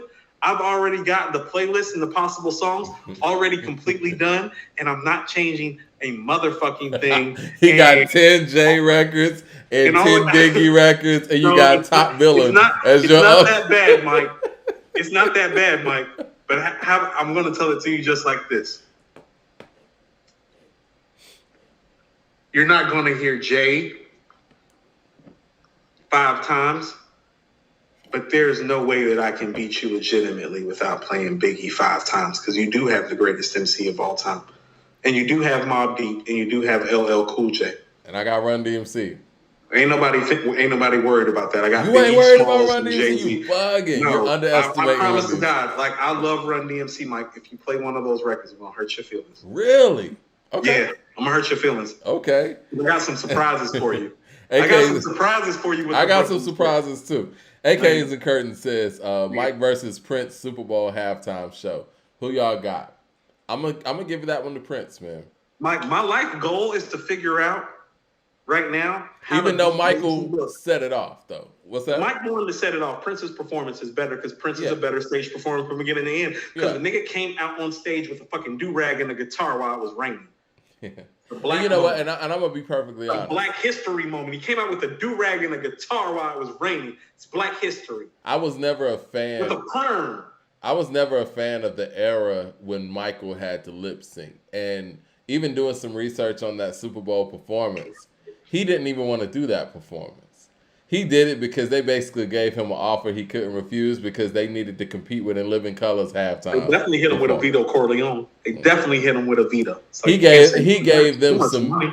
Michael gave them some mid. He was like, okay, you going to pay me this for this performance? All right, this is what I'm going to give you. And you're going to get Heal the World at the end. First of all, Mike is used to buying Picassos by now, so he don't care about really what you're paying him. He's like, I can buy a Picasso when I feel like it. You don't know what this money looks like. You don't know what this money looks like. A Michael Jackson. I sold 36 million albums. And you know what? And what a lot of people don't really take into account, when he did his record deal for Thriller, he was getting more points than any artist ever got in the history of music. So he sold 36 million albums. And then, well, some people say worldwide it was 115 million. So this album sells. Talking about the States. This album sells by far the most albums ever, and it's the record for the most points ever on an album. You do the math. And I ain't even counting the other publishing and shit. I believe Nas spoke to this deal on Success. Yeah. JB was here, says Miles Davis, Kinda Blue. I love that album, man. I love that record. Yeah. CJ Kidd says, so Illmatic is Thriller of hip hop with the amazing 9-track similarity. Yes. Yeah. Very much so. Without the hit records, though. But hip hop's not really about the hit records, so that's why it's more Purple Rainish. That's what I'm saying. It's just like actually, it's like so. Paid in Full is more Thriller. I was gonna say that Paid in Full is more of a Thriller that you're looking for. And Illmatic is more of a Purple Rain. You got I Ain't No Joke. You got Eric B as President. You got My Melody. I Know You Got Soul. You got Know You Got Soul, and you got what's the other one? I'm Move the Crowd. Eric B as President. Yeah, I say Eric B as President. That shit is crazy. That shit is I know which one you're talking about. Shoot, Paid in Full. The actual Paid in Full. Paid in we Full. Left out Paid in Full. That's sick. The actual Paid in Full song. That's what you're talking about. Yeah, that's what I'm missing. So Paid in Full is Thriller. Illmatic is Purple Rain. I agree with that. Yes. Paid in Full is heavy, man. You got Paid in Full. The World Is Yours is very like When Doves Cry. Like it's like, oh, that shit is epic. Yeah. But it's when like it's different epic. Yeah. I know you're a super Prince fan. I'm a Prince fan as well. But in my personal opinion, Doves Cry is Prince's best song. If you had to narrow down the best Prince song that encompasses all those things, which is very difficult to do, my pick with a gun to my head would be Doves Cry. And for Michael, my pick would be Billie Jean, actually. It's so hard to fade it. It's so hard to fade When Doves Cry. Yeah, it's crazy. Because think about it. Nothing sounds like When Doves Cry. It doesn't have a bass line. There's nothing other song on that album sounds like it doesn't have a bass line. And so he's going to win things just off the strength of the bass line. Somebody must have just walked in. They must got a birthday cake for Coop. Max that's says, my dog. That's Woody. Oh, okay. Shout out to Woody. Here. I'm going to get to these super chats real quick. Mad Max said R&B is just different today. It's Brent Flies and Brent gives guys who aren't vocally elite. Brent guys who aren't vocally elite, but can make a vibe basically on today's R&B. And other genres have to blend in to like R&B artists now. Have to blend into one like now R&B artists have to bars. All right. Let me get some of these other super chats. Jay Short says, make Prince Slow Jams playlist for a lady friend. Case closed. Pun intended. Reggie says, what was the best video and live performance that you recall done by MJ and Prince? Off top of Michael, I think that it would have to be something from the Bad tour. But if I had to single one performance, I would say his Billie Jean performance from the Victory Tour.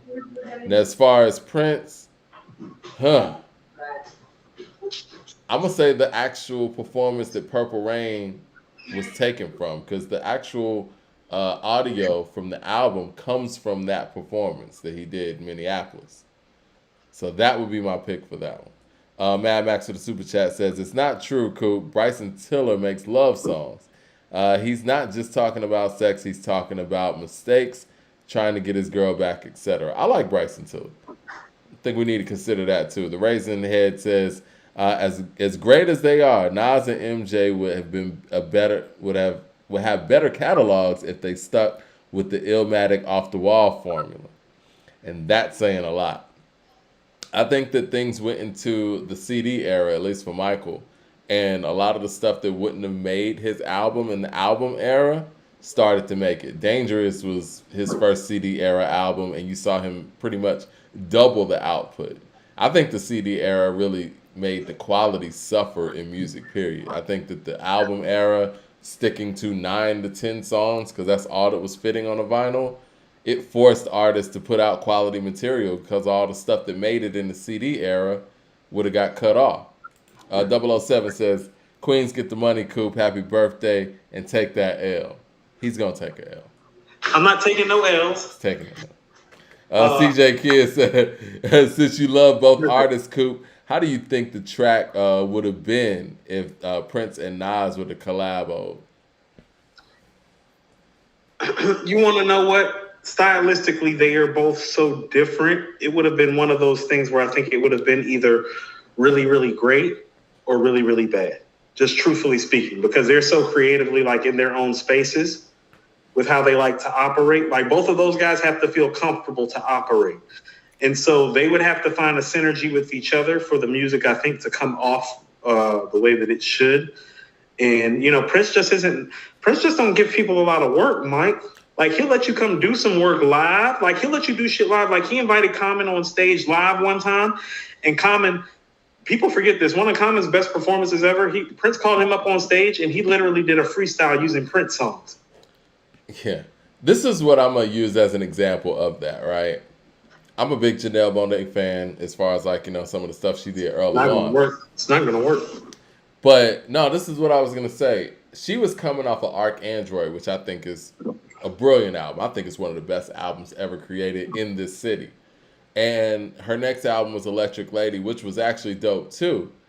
And when she collaborated with Prince on that album, it was underwhelming. I mean, I had high expectations for it because I know who both of those artists are, and maybe my expectations were unrealistic, but it wasn't a bad song, but it wasn't like a super memorable one. And I think that if Prince and Nas would have collaborated, it probably would have been one of those things too. It would have been like a cool song that it can't knock it or whatever, but it wouldn't have been something like, yo, that was both powers coming together making a 20. You know what I'm saying? 20 meaning 10 and 10.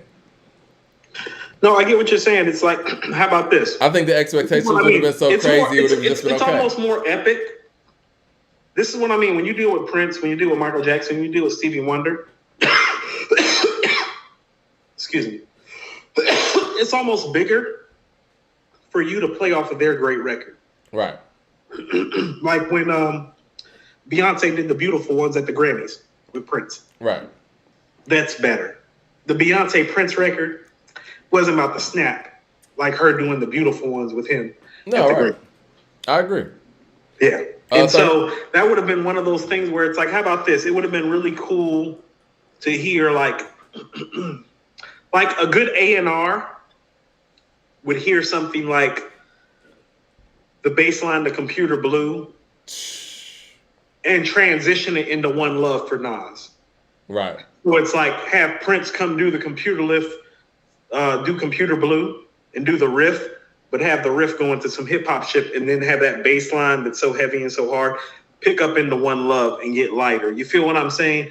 It would play better like that than it would for them to do an actual song together. I would have liked to have seen, Prince and Q-Tip come together and do something. But once again, I think with both of them coming together, it would have just been a vibing song. I guess that's the word I'm looking for. Because that's what happened with Janelle Monáe. It was like they were just vibing. It's not going to be like outer space shit. Hold on. I respect Q-Tip enough that it's like I wouldn't want Q-Tip to do that because Prince might try to sun him on his knowledge. You feel me? Like Prince is that guy too. Like people have to understand this. I love Prince. Prince is super arrogant and he knows his shit inside and out.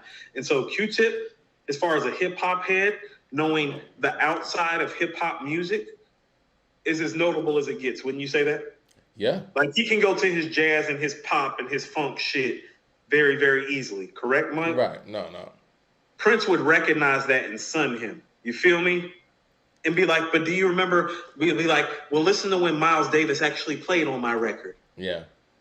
Right. Be like, this is when Miles came in live when we were on Sunset Boulevard. But and he played live. And he played If I Was Your Girlfriend live. Played the trumpet live, If I Was Your Girlfriend. So I dig that you sampled it on the Low End Theory, but it's like I had Miles playing. That's what that shit would look like, because that's who Prince is too. That's what I mean. Is like he's funny.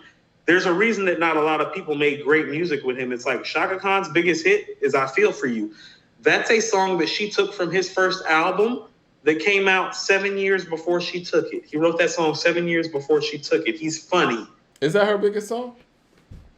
As far as a hit as a solo artist, yes, because the other bigger hits are Rufus and Shaka Khan. Yeah. Tell Me Something Good, Sweet Thing, that's Rufus and Shaka Khan. Shaka Khan's biggest hit is I Feel For You. That's Prince. Through the Fire? Yeah. I Feel For You is a bigger record. I love both of those records. I love Shaka Khan. Through the Fire is a better record. Look, Through the Fire is a better record to me because the vocal riff, Through the Fire, Through the Limit, well, like all that, just the end of Through the Fire is like, it's like, well, Shaka can out-sing everybody out here not named Aretha. Yeah. 36 Shames with a super chat says, Prince embarrassed Tom Petty on the guitar solo for My Guitar Gently Weeps. Yes, a true legend, embarrassing other legends with how incredible he was. Yeah, he threw the guitar in the air and it never came down. He played it as good as the originator of the record, if not better. I think better, to be honest. I didn't want to say that to be disrespectful. You know, Prince is the greatest guitar player I've ever seen. I'm just being honest. I used to always lean on Jimi Hendrix, Mike, until you literally was like, no, but you told me, you're the one that put me onto the Prince thing from the guitar playing aspect. You're like, is he as versatile as Prince Coop? Yeah. And I was like, well, he's not. And he's like, well, how is he better? And it's like, well, that's my guy. Why are you telling me this about my guy? Jimmy could have been better, maybe, but again, it's like the Biggie thing.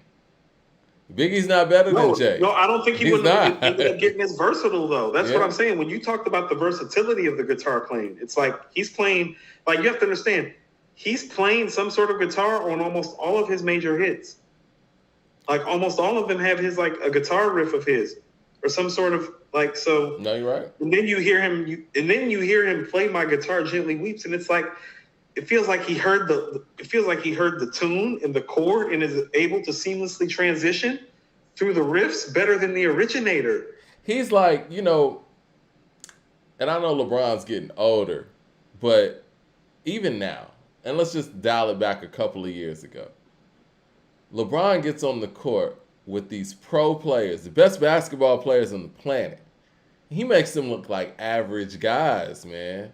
And I think we understate that. The shit is crazy. Right. And that's what Prince does. It's like Prince sits here with some of these greats, and it's like, no, this guy is something else. He makes them look like guys that are trying to make it or something. First of all, it's insane. Madman.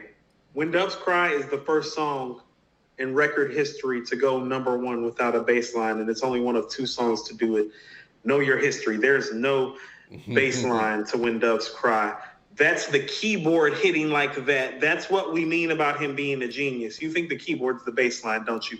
That's so cute. You just lost some respect, though. You just lost some respect because you don't even know what music sounds like if you can't hear that there's not a bass line. Because I'm going to tell you what, Mike, as a kid, it's like When Doves Cry, what stuck up to me was boom, boom, boom, boom, boom, boom, boom, boom. That's not bass. No, that's not bass. That's not bass. No, I mean, there's drums in there. The drums is heavy, but you know what? Prince is very underrated as a beat programmer, too, because this is in the era where, people were transitioning from live drums to actually program drums. And he mastered programming drums before hip-hop really did. So you want to know where he suffered? His music suffers from the engineering quality because he didn't know sound-wise what to do. Engineering-wise, but as a musician, the music, Mike, the music. That's what I'm saying. It's like, how about this? If he would have had Dr. Dre engineering his shit, like if Dr. Dre would have engineered Prince shit, you feel me? Yeah. Yeah, because he didn't know about engineering. He knows about producing. Michael had Bruce Sweeten. Arranging. Like, when you're talking about the clarity, the crispness, if somebody would have been... How about this? If he would have had a Quincy Jones, Mike, this shit would not be a conversation. If he has a Quincy Jones, it's not a conversation because Mike shit hit clear. Well, Quincy was the producer. Boom, boom, boom, boom, boom. You hear that hi-hat. You hear that snare. It's Mike, it's slapping. Mike's beats be slapping like Well, You hear the Quincy, slap. oh, You Quincy literally was hear the the hi-hat slap. Quincy was the producer. I want to give credit where credit's due. Bruce Sweeten was the engineer, and Bruce Sweeten's a genius. And Michael actually kept Bruce Sweeten his whole career. You want to know why, Mike? Yeah, you need an engineer. He hear that shit when that shit slap on Mike's records. That shit be sounding like. Shh. Yeah, it'd be clear. It'd be crisp. I mean, you listen to Rock With You. It's just such a. That's what I'm talking record. about, Mike. Rock With You. Yeah. You want to be starting something. Shout out to Rod Temperton too, one of my favorites. Rod, rest in peace to all Rod of Temperton. them, man. Yeah. Jay Short, all right, let's get on the rap shit. Let's get on the rap shit. Yeah. This is going to be a very difficult episode to edit because we're just all over the place. But I love it. You know what I'm saying? We engaging, we sipping. We're full of people, and I want you to understand. For real, Mike, you need to reach out to YouTube. The notification for recording the hip hop on a Friday has still not gone out yet. We've been doing this show for over 2 years now. They didn't send out our notification. This is arguably the biggest rap release date this year. I don't like that shit at all. Yeah, we're gonna check. We're gonna not release. No, don't tell me. Like, we're gonna reach out to them. Like I done the circles that I sit in, Mike. They're not big. They're small, and because they're small, I know what the fuck really goes on and how it goes on. Don't feed me this bullshit about this notification on this day. I don't mean you. Yeah, I mean YouTube. It's like, I know what our following looks like, but I know who we really are. I ran into a cat in East Cobb the other day. It's a white kid. His name's Colin. He has his first name is my middle name. I haven't seen Colin in about 5 years. I was talking to him the other day about how the podcast was blowing up when I was in East Cobb. He was like, I know. He was like, I watch your Facebook Live when I can catch it. Y'all are everywhere. That's what's up. Yeah, I ain't seen Colin. Like, how about this? Right. Last time I seen Colin wasn't legal to drink. Like, Colin damn near about to buy a house. You feel what I'm saying? Mm-hmm. And so it's like, oh, no. I know we everywhere, and I know we outside. And so I'm not with, like, any of this shit. The bullshit. You know, I'm not with any of the bullshit. It's like, if I can pull up Mike, I live in Northeast Cobb. I can't even front. I ain't been over to East Cobb in about 7 years. Like, it's literally 10, 20 minutes away from me, and I don't go over there and fuck with it. It's one of the richest areas in the United States. You know what I'm saying? Yeah. I don't fuck with it. But the fact that as soon as I pull up, and I pull up on somebody, and they're like, yeah, I'm like, every time you post on Facebook Live, I'm watching. I'm like, we got 1 million followers on Facebook. So it's like, don't tell me that this YouTube notification shouldn't be going down. We have over 1 million followers. We get literally thousands of downloads every month on all digital streaming platforms, as in, like, not like 5,000, like 50, 60, 70,000. People are hearing it, and we appreciate people are hearing it. And so when we're not getting the live notification where we broadcast live from, and it's arguably the biggest rap release date this year in terms of coverage, in terms of album, in terms of quality of albums, and arguably the most notable rapper has dropped this year. Because for whatever you feel about Black Thought and Black Star, do not think that they are more notable than Freddie Gibbs right now. I do not like this shit at all. I do not like the smell of it. Hold on. I do not like the smoke of it, because I'm already on the verge of approaching niggas out here from how they treating us. Like, this whole Apple Music shit, I don't like what academics is saying to Ebro, but Ebro owe me a conversation for fucking taking our shit too. Oh, and this it's is like, what I'm not a friendly nigga when you take my shit. I'm a catch a charge, pay a lawyer type of nigga when you take my shit. And so it's like, when we're not getting our live notification, but there's still hundreds of people in the room, it's like, no, the shit feel funky. Like, they don't want us to win, because I know they don't want us to win, because I've been calling these fuck ass niggas out for jacking our shit. They're gonna stop jacking our shit, man. Well, this is what I'll say. Our power's in the people. You better not be in Atlanta this weekend. Cool. Our power's in the people, right? So we're gonna reach out to them, but we want the people to actually reach out to YouTube too and let them know that you ain't getting these notifications, and it's unacceptable. We've been doing the show for almost 3 hours. The notifications still ain't went through, Mike. That's that fuck shit. We on this channel live. We have thousands of followers on here. Yeah. Jay Short with the super chat says MJ was a Hall of Famer before Off the Wall with the Jackson 5. He was. He was a legend as a child. No, that's true. How about this? Marvin Gaye's autobiography, he talks about being scared of Mike. Mike's a kid. A child. Shit is he's a crazy. Child. He's talking about, he's literally, In Marvin Gaye's biography, not autobiography, but in his biography, the notes specifically reference David Ruffin and Michael Jackson. Yeah. Okay, so David Ruffin's like 27, Michael Jackson's like 12. It's insane, man. That's all you need to know about who Michael Jackson is. Right. It's like Marvin Gaye's worried about Michael Jackson when Michael Jackson is 12, and David Ruffin is literally outside fucking the chick that he's making all the hit records with, and is a better singer than him. And he's like, but this Michael Jackson kid. Right. He shouldn't even register. He's like, David's fucking the hit maker that I'm making songs with. David's a far superior singer to me. But have you heard this Michael Jackson kid? Right. CJ Kidd with the super chat says Prince and Nas was supposed to. He said Prince and Nas was supposed to collab, but when he asked Nas if he had his masters, Nas said no. Then Prince backed out. This took place at the I Am album release party. I think the thing is too, and what people need to actually take from that is the fact that Prince really wanted to own not only his music, but anything that he was involved with. And if he stepped outside of that, then the very people that he was trying to keep his music from would have a piece of him. You know what I'm saying? By proxy, if he made an album, if he made a song with Nas, then the very people that he was trying to keep his music from will have access to him. So let's go ahead and go ring around the rosy, pocket full of posies. It's like, well, if Prince does a joint with Nas, he's gonna have to get clearance from Columbia. Right. Columbia is run by Sony. Yep. Sony is one of the titans, like Warner Brothers. Prince don't fuck with titans because of Warner Brothers did. And how about this? Let's go back to Prince building out the Purple Rain complex. I call it the Purple Rain complex because Purple Rain built the complex, okay? Yeah. Talk about Paisley Park. Now, if Purple Rain is generating enough money for this black artist to build out literally his own personal man cave, what do you think Warner Brothers made off of Purple Rain, Mike? Well, he was very vocal. That? If Purple Rain put Prince in a state that can live forever, what do you think it did for Warner Brothers? He is very vocal about the fact that he doesn't believe that Warner Brothers gave him the accurate album sales. They said Correct. It sold. I don't believe it sold 15 million, and he said he doesn't believe. Even towards the end of his life, he was saying that they were still in the auditing process of, basically saying it sold more than 15 million. This is the thing. First of all, when you get to those kind of numbers, though, 17 million. The official numbers are 17 million. Right. 17 million records sold for Purple Rain.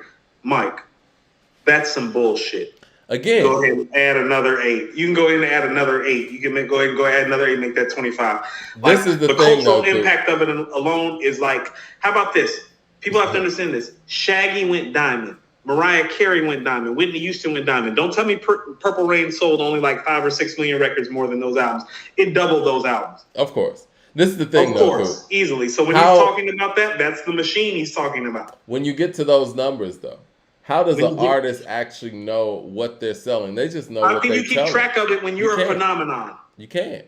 There's no way that you can keep track of. All you know is what they told you. Look, and the problematic part about it, bro. 50, Mike. I don't care what the numbers say. It says 17 and 36, but it's 25 and 50 in my mind. I don't trust white people when it comes to shit like that. And neither did Prince, and neither did Mike. This is the thing, though, Coop. What's problematic about it? With this shit, people need to understand that. That's why they're not here, Mike. They're dead because they didn't trust those white people with their money. That's the real fact. The problematic part of it is you're actually getting paid on the people who are actually doing the reporting. You know what I'm saying? So it's like, okay, well, when it's payout time, I'm going to tell you, nah, this did 10 million when it might have did 15. They killed Prince. They killed Prince. Uncle Fran with the super chat says, "Happy birthday, Coop! What a diverse show today, Coop. Why did you take BK?" I didn't take BK. I was feeling forced into BK. Oh, Mike was hot. No. You got on a Queen's hype train, and I'm thinking to myself, it's like, well, I love me some Nas, but it's like I'm pretty certain that 3 of the 5 greatest MCs of all time are Biggie, Jay, and Nas. But Two of those guys are from Brooklyn, and one of those guys are from Queens.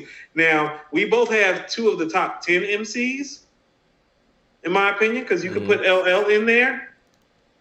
But Mike, I'm about to show you. Like, I'm going to tell you what I'm going to do. I'm going to tell you exactly what's going on. Like, you can't beat my Biggie records, and my J records are going to take a lot of your shit off the map. You're in a lot of trouble. You can't beat my Biggie records. Like, your best Nas records can't beat my best Biggie records, because when they were both here and they were both, and I love Nas, and I've always said this, the reason that this guy's picture is hanging on my wall, and there's no other rapper's picture hanging on my wall, is because I am very, very clear that had this guy lived, who number one is. Because when he was outside, Mike, and when he was at his peak, he was number one. And I can just pull from that pool right there and hurt your feelings like every time that I feel like it. So I don't even have like any Biggie records playing. I just know I can hurt your feelings when I feel like it. Like I can balance Who out says the I'm gonna play a Nas record? Nas thing, but I can hurt your feelings with Biggie whenever I feel like it. And don't tell me that LL Cool J and Mobb Deep and Run DMC are about to ease the pain. Nothing can ease the pain.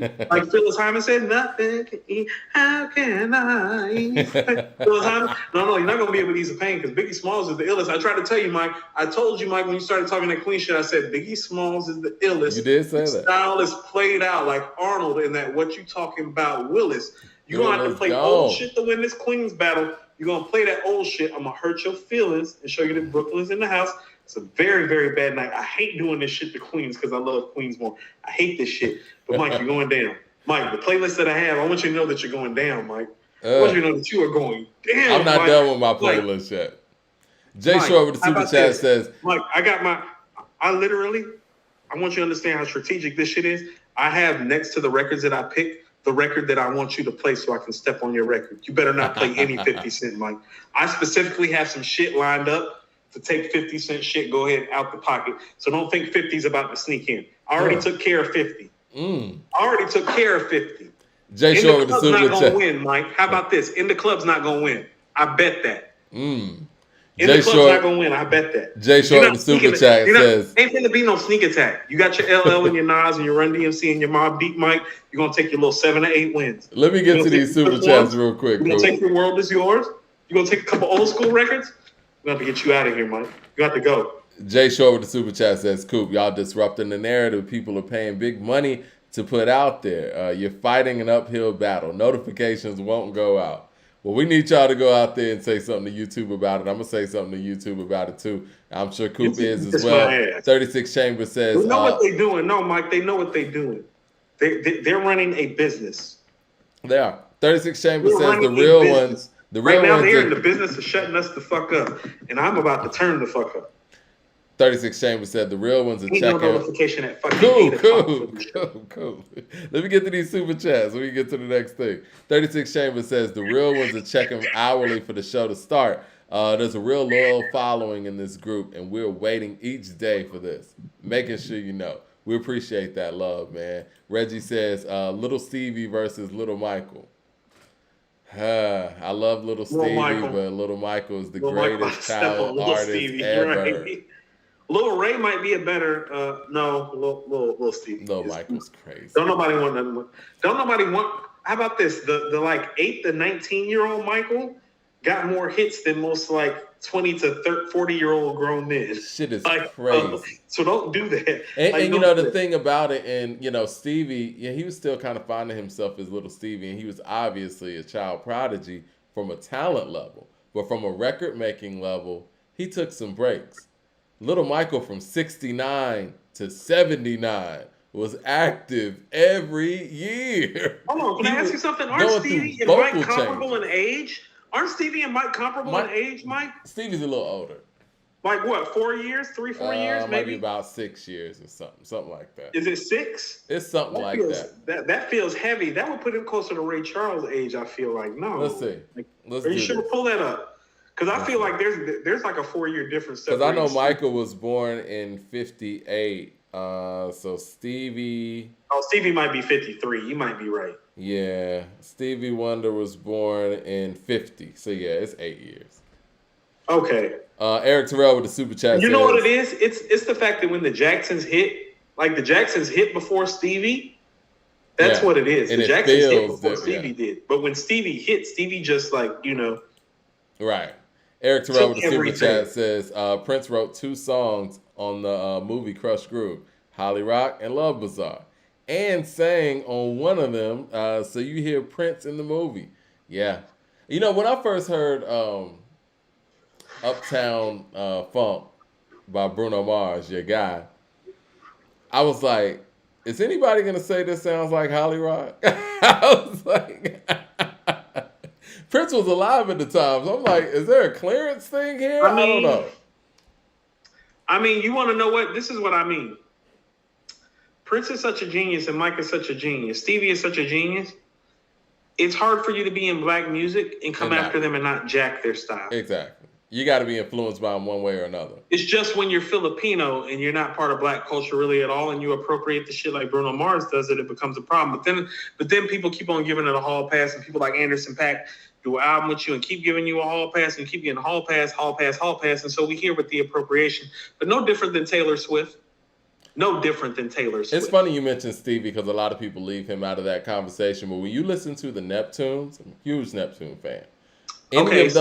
Any of those bridges, that's Stevie. I'm about to say, do you play the piano? Do you play chords? Yeah. Do you do hooks and bridges? That's exactly what I was about to say, Mike. Yeah. Do you do hooks and bridges? Because as far as black music goes with hooks and bridges, there's like Earth, Wind, and Fire and Stevie Wonder. Because like the bridge on Frontin', right? I think that's kind of like synonymous with the Neptune style of how they do bridges. That's like stuff. Stevie playing the harmonica. Stevie. That's waiting for the beat to come back. Yeah. Right. Deontay Smith with the super chat says, my bad if y'all already talked about this, but what you guys think about the baby sales numbers dips?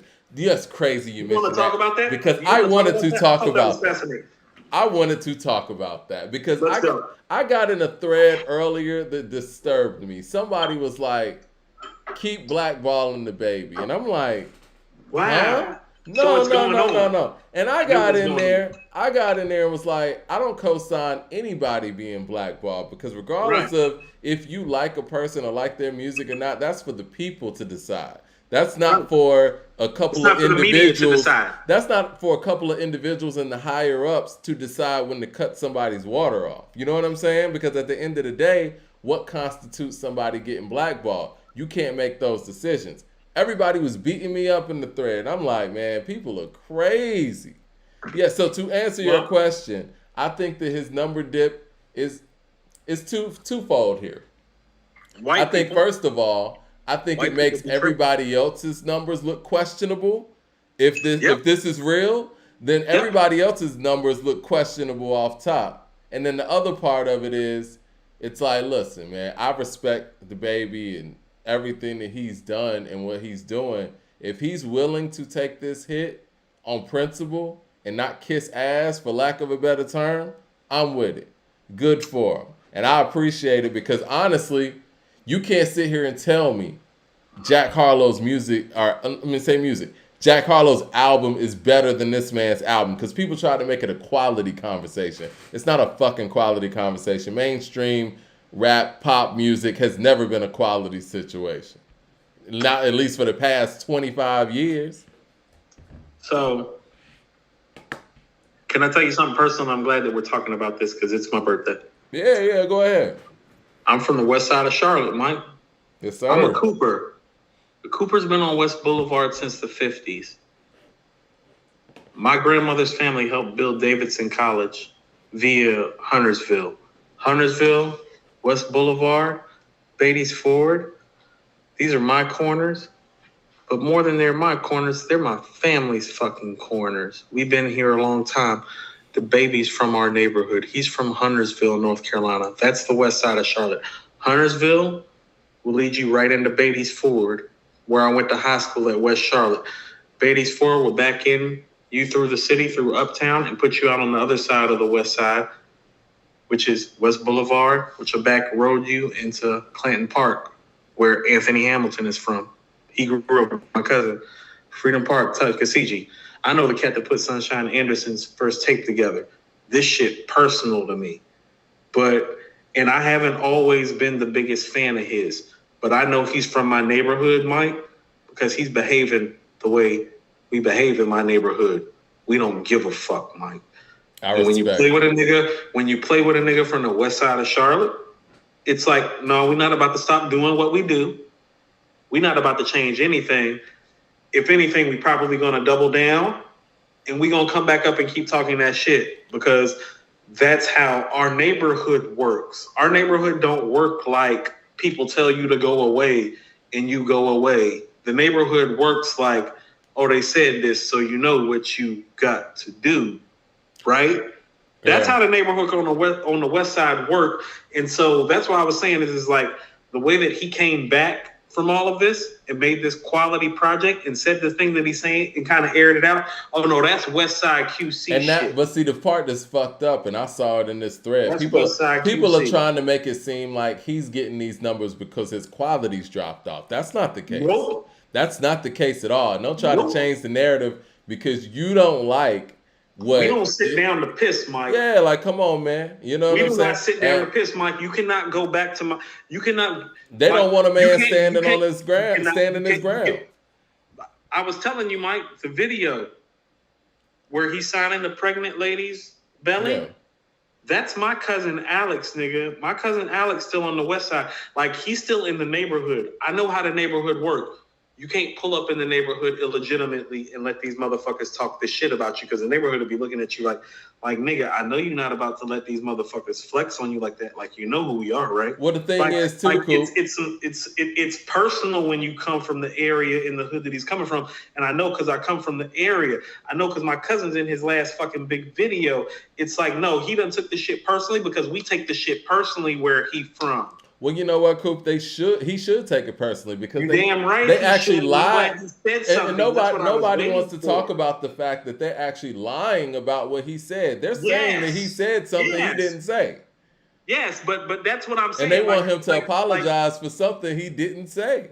Right. And so this is like, he comes from a place that it's like, well, we're taught that it's like, well, you're not allowed to sit down and piss. Yeah. We're not going to let you sit down and piss. And so he's standing up the way that we're taught to stand up. But it's like, to the mass media, it looks like, oh, well, you're just doing what you got to do to save face. Me, from somebody that's from the neighborhood, it's like, no, that's how we fucking roll when we get indicted. This is the thing, man. He's putting his trust in his talent and his fans and his music. You know what I'm saying? That's what I'm saying. They're that's telling how we roll, him Mike. that, it's look, like, no, fuck what you they're feel basically telling him like, look. They're basically telling him like, look, if you admit to doing something you didn't do, all this will go away. He said, no, we're not doing that. We're not doing that. Yeah, we're not doing that. And it's unfortunate that other outlets aren't framing this in the way that it needs to be framed. But because everybody's on the tape. This is what I mean. He doesn't have enough notoriety coming from where he's coming from. Like, he's isolated. That's why I'm bringing up my neighborhood, Mike. You know how many guys have made it outside of the west side of Charlotte, become a big-time rapper? Because it's him right now. Yeah. Like, as much as I love myself, it's him. And so he's kind of on a solo mission. It's like North Carolina hasn't had a lot of big rappers. The west side of Charlotte ain't had nobody but him. Yeah. So it's kind of he's like a no man's land. It's kind of like I can't even front. Part of me is like, I kind of want to get the hood up and kind of get on some old school hood shit so they know they can't do this. Because it's like, oh, you wouldn't do this shit to Brooklyn. You wouldn't do this shit to Queens. You wouldn't do this shit to Compton. You wouldn't do this shit to New Orleans. Like, you trying to do this shit to my hood. Like, I'm from the 704. I'm from the fucking west side of Charlotte. So the way that he's getting treated, oh no, I don't fucking like this shit. I don't. Because it's almost like y'all trying to stunt on my man like his hood ain't big enough to speak up and speak out. They stunting. Like, the mass media is stunting on fam. Fam's from my neighborhood, and I'm not his biggest fan, but you're not about to stunt on my neighborhood. You're not about to stunt on my side. And, this is the thing. And we all know what this is about. I don't have to really, go into it because we obviously, to some level, aren't getting notifications out there. I don't want any of this to be worse. But what I will say, we all know that Eminem has said way worse things on record with some of the highest selling albums ever to this community that has clearly been the cause of the baby getting X'd out. And no one has anything to say. And he's got Dr. Dre and Aftermath and Interscope behind him. And you know what? West side of Charlotte. But this is the thing, Coop. He's never apologized for shit. He don't have to. He went out there, raised his Aftermath and Interscope. He raised his hand with Elton John, and everything was all good, right? Reggie with the super chat says, Coop, the chat has spoken. You can only play 2 Biggie records and get your feet off my couch. Nah, man. Okay, first of all, play as many as you want. First of all, I got something for y'all. Like, y'all, this playlist, I went in. CJ Kid with the super chat says, you said classic qualifications are different from every era. If wouldn't it be smart for a kid to study Illmatic to try to make a classic today? Probably not. I don't know if Illmatic's formula would be. Well, you know what? I'm wrong. I think Illmatic would be because of the 9-song thing. No. Coop and I would be a good one to study. No. Here's what I would tell you. This is what I mean about why Gibbs albums is so great. All the great albums that we're hearing are really coming from producer, and like it's getting scaled down. So think about this. I want you to think about the best albums that you've heard the last 3 years. Who produced KD2 and Magic? Yep. Who produced Alfredo?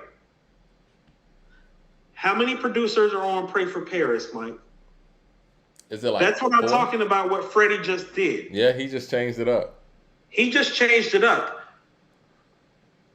Soul Sold Separately is more of a modern day Illmatic format than all of these albums. It's the great rapper going out and saying, I can rap over any great producer's beats right now. That's the Illmatic formula. It's like, who's the great producer right now? I can go rap over their beats. Soul Sold Separately is more like Illmatic than Pray for Paris, Alfredo, KD2, and Magic. Those are solo shots. Pray for Paris has 3 or 4 producers. Who we got? We got Preem, Beat Butcher, Alchemist, Derringer. Yeah. Isn't that like 95% of the production, 4 producers? Yeah. There's 10 producers on this Soul Sold Separately album. Impressive. That's impressive. That's what I'm saying. Hold on. Paid in Full got how many producers, Mike? Is it 1? 2? Correct. 2. 2, yeah. 2. One on 3. Paper, 2 technically. Yeah, you get what I'm saying? Yeah. And so it's like, no, don't tell me that this is an album of the year. Rappers don't do what Freddie Gibbs just did. I mean, because even if we look at Cheat Codes, that's 1 producer. Danger Mouse. Yeah. Hold on. If we look at, No Fear Time is 1 what? producer. 1 Mad producer. Lib. That's what I'm saying. Yeah. So not only is the album comparable, degree of difficulty higher. All of you niggas got the zone out, and this nigga literally took 2.5 years off, a la Kendrick before Mr. Morale, because that's Kendrick's timeline. That's why I keep bringing up the Kendrick 4 album thing. The time Gibbs took off is the same time Kendrick used to take off, and nobody had a problem with it. And every time Kendrick came back, it was like, oh, this is the illest nigga ever. It's like, why aren't you doing that when Gibbs came back? Because after Pinata, when he came back with Bandana, you should have been like, oh, damn. And then he came back with Alfredo. You should have been like, what the fuck? And now we are sitting up here with Soul Sold Separately, and it's like, tell me what the difference between Kendrick catalog and Gibbs catalog is, other than Gibbs be talking this gangsta shit. And ain't got a whole bunch of fucking hoteps following him. CJ Kid with the super chat says, Biggie is the illest, yet you feel Nas is better. I've always said this. Had Biggie Smalls stayed alive. CJ Kid also says, makes me scared to make an impactful album if they kill MJ and Prince for wanting what they want for it. Yeah. Never be scared. Here's what they told him. We're going to let you get wealthy, and we're not going to let you pass your legacy along with your wealth. You know how wealthy those 2 men were and what's happened to their wealth since then? And you telling me they didn't get killed? Look at what's happened to their wealth since they've been gone. People always look at the situational shit. Go trace the money.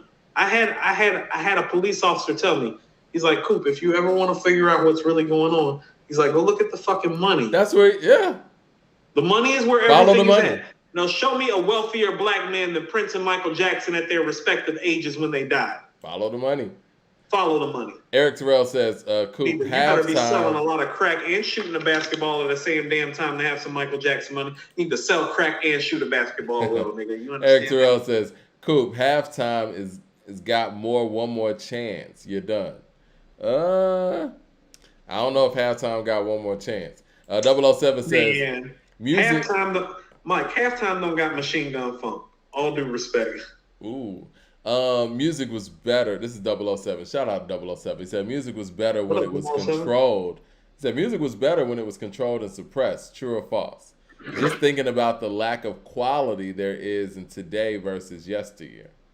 I think there's a double-edged sword to that. I think we get a lot of raw stuff now, but yes, I think artists were able to be cultivated when things were a little bit more controlled as far as radio, record label wise, and you would hear artists when they were ready for you to hear them, as opposed to now you're hearing artists before they're even ready.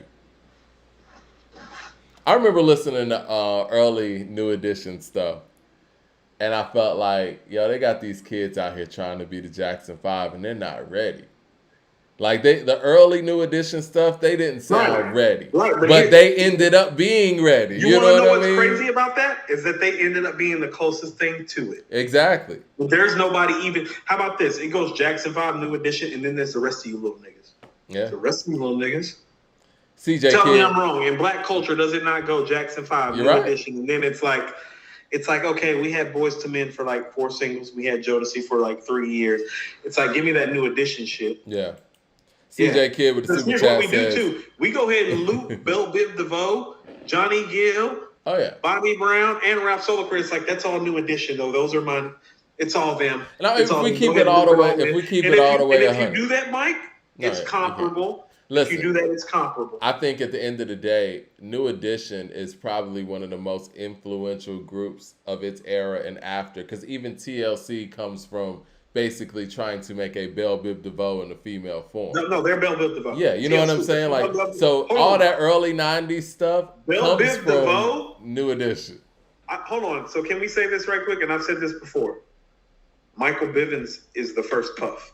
Oh, yeah. Let's get that straight. Michael Bivins is the first Puff. Because he had, hold on, what did he say? ABC, BBD. ABC, BBD, the East Coast family. Yeah. Right. So, and Subway and 702. He had 702, yeah.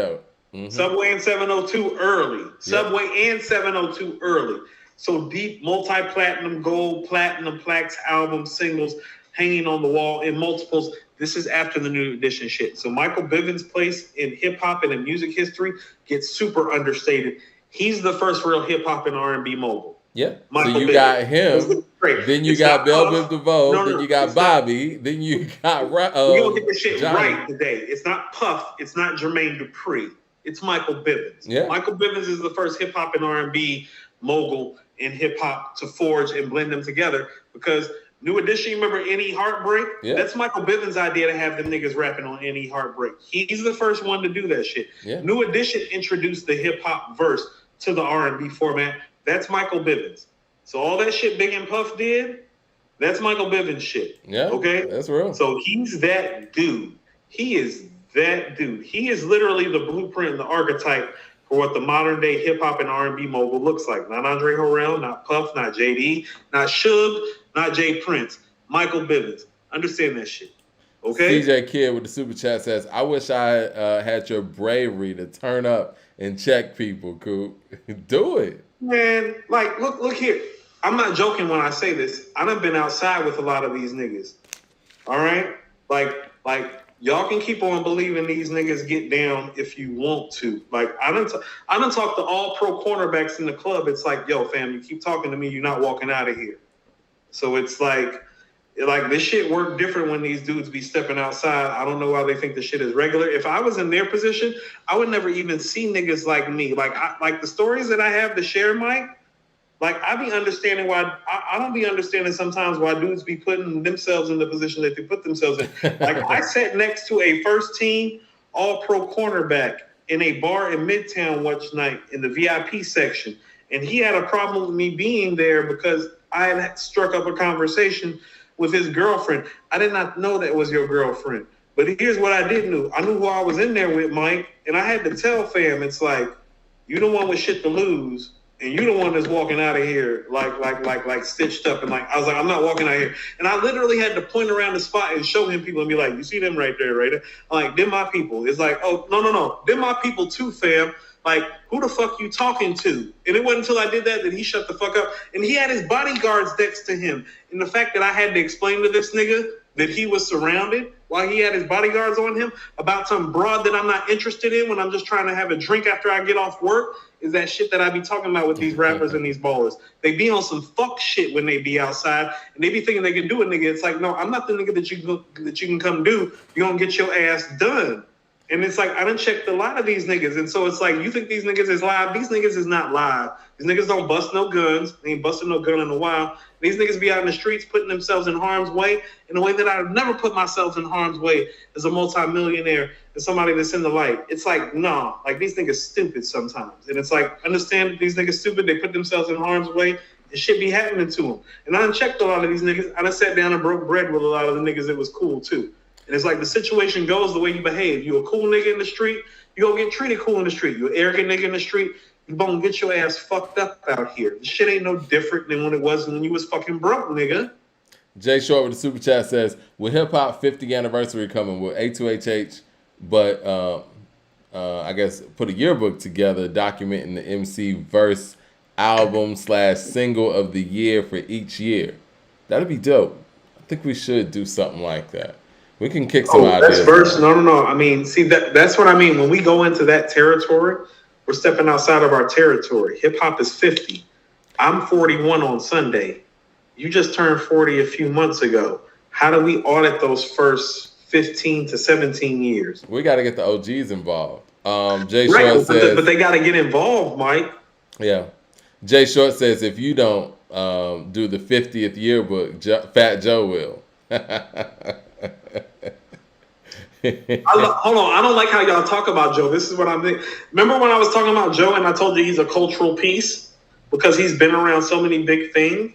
So when you're saying that jokingly, Joe is somebody that's appropriate to do a 50th hip hop yearbook because, first of all, he's over 50.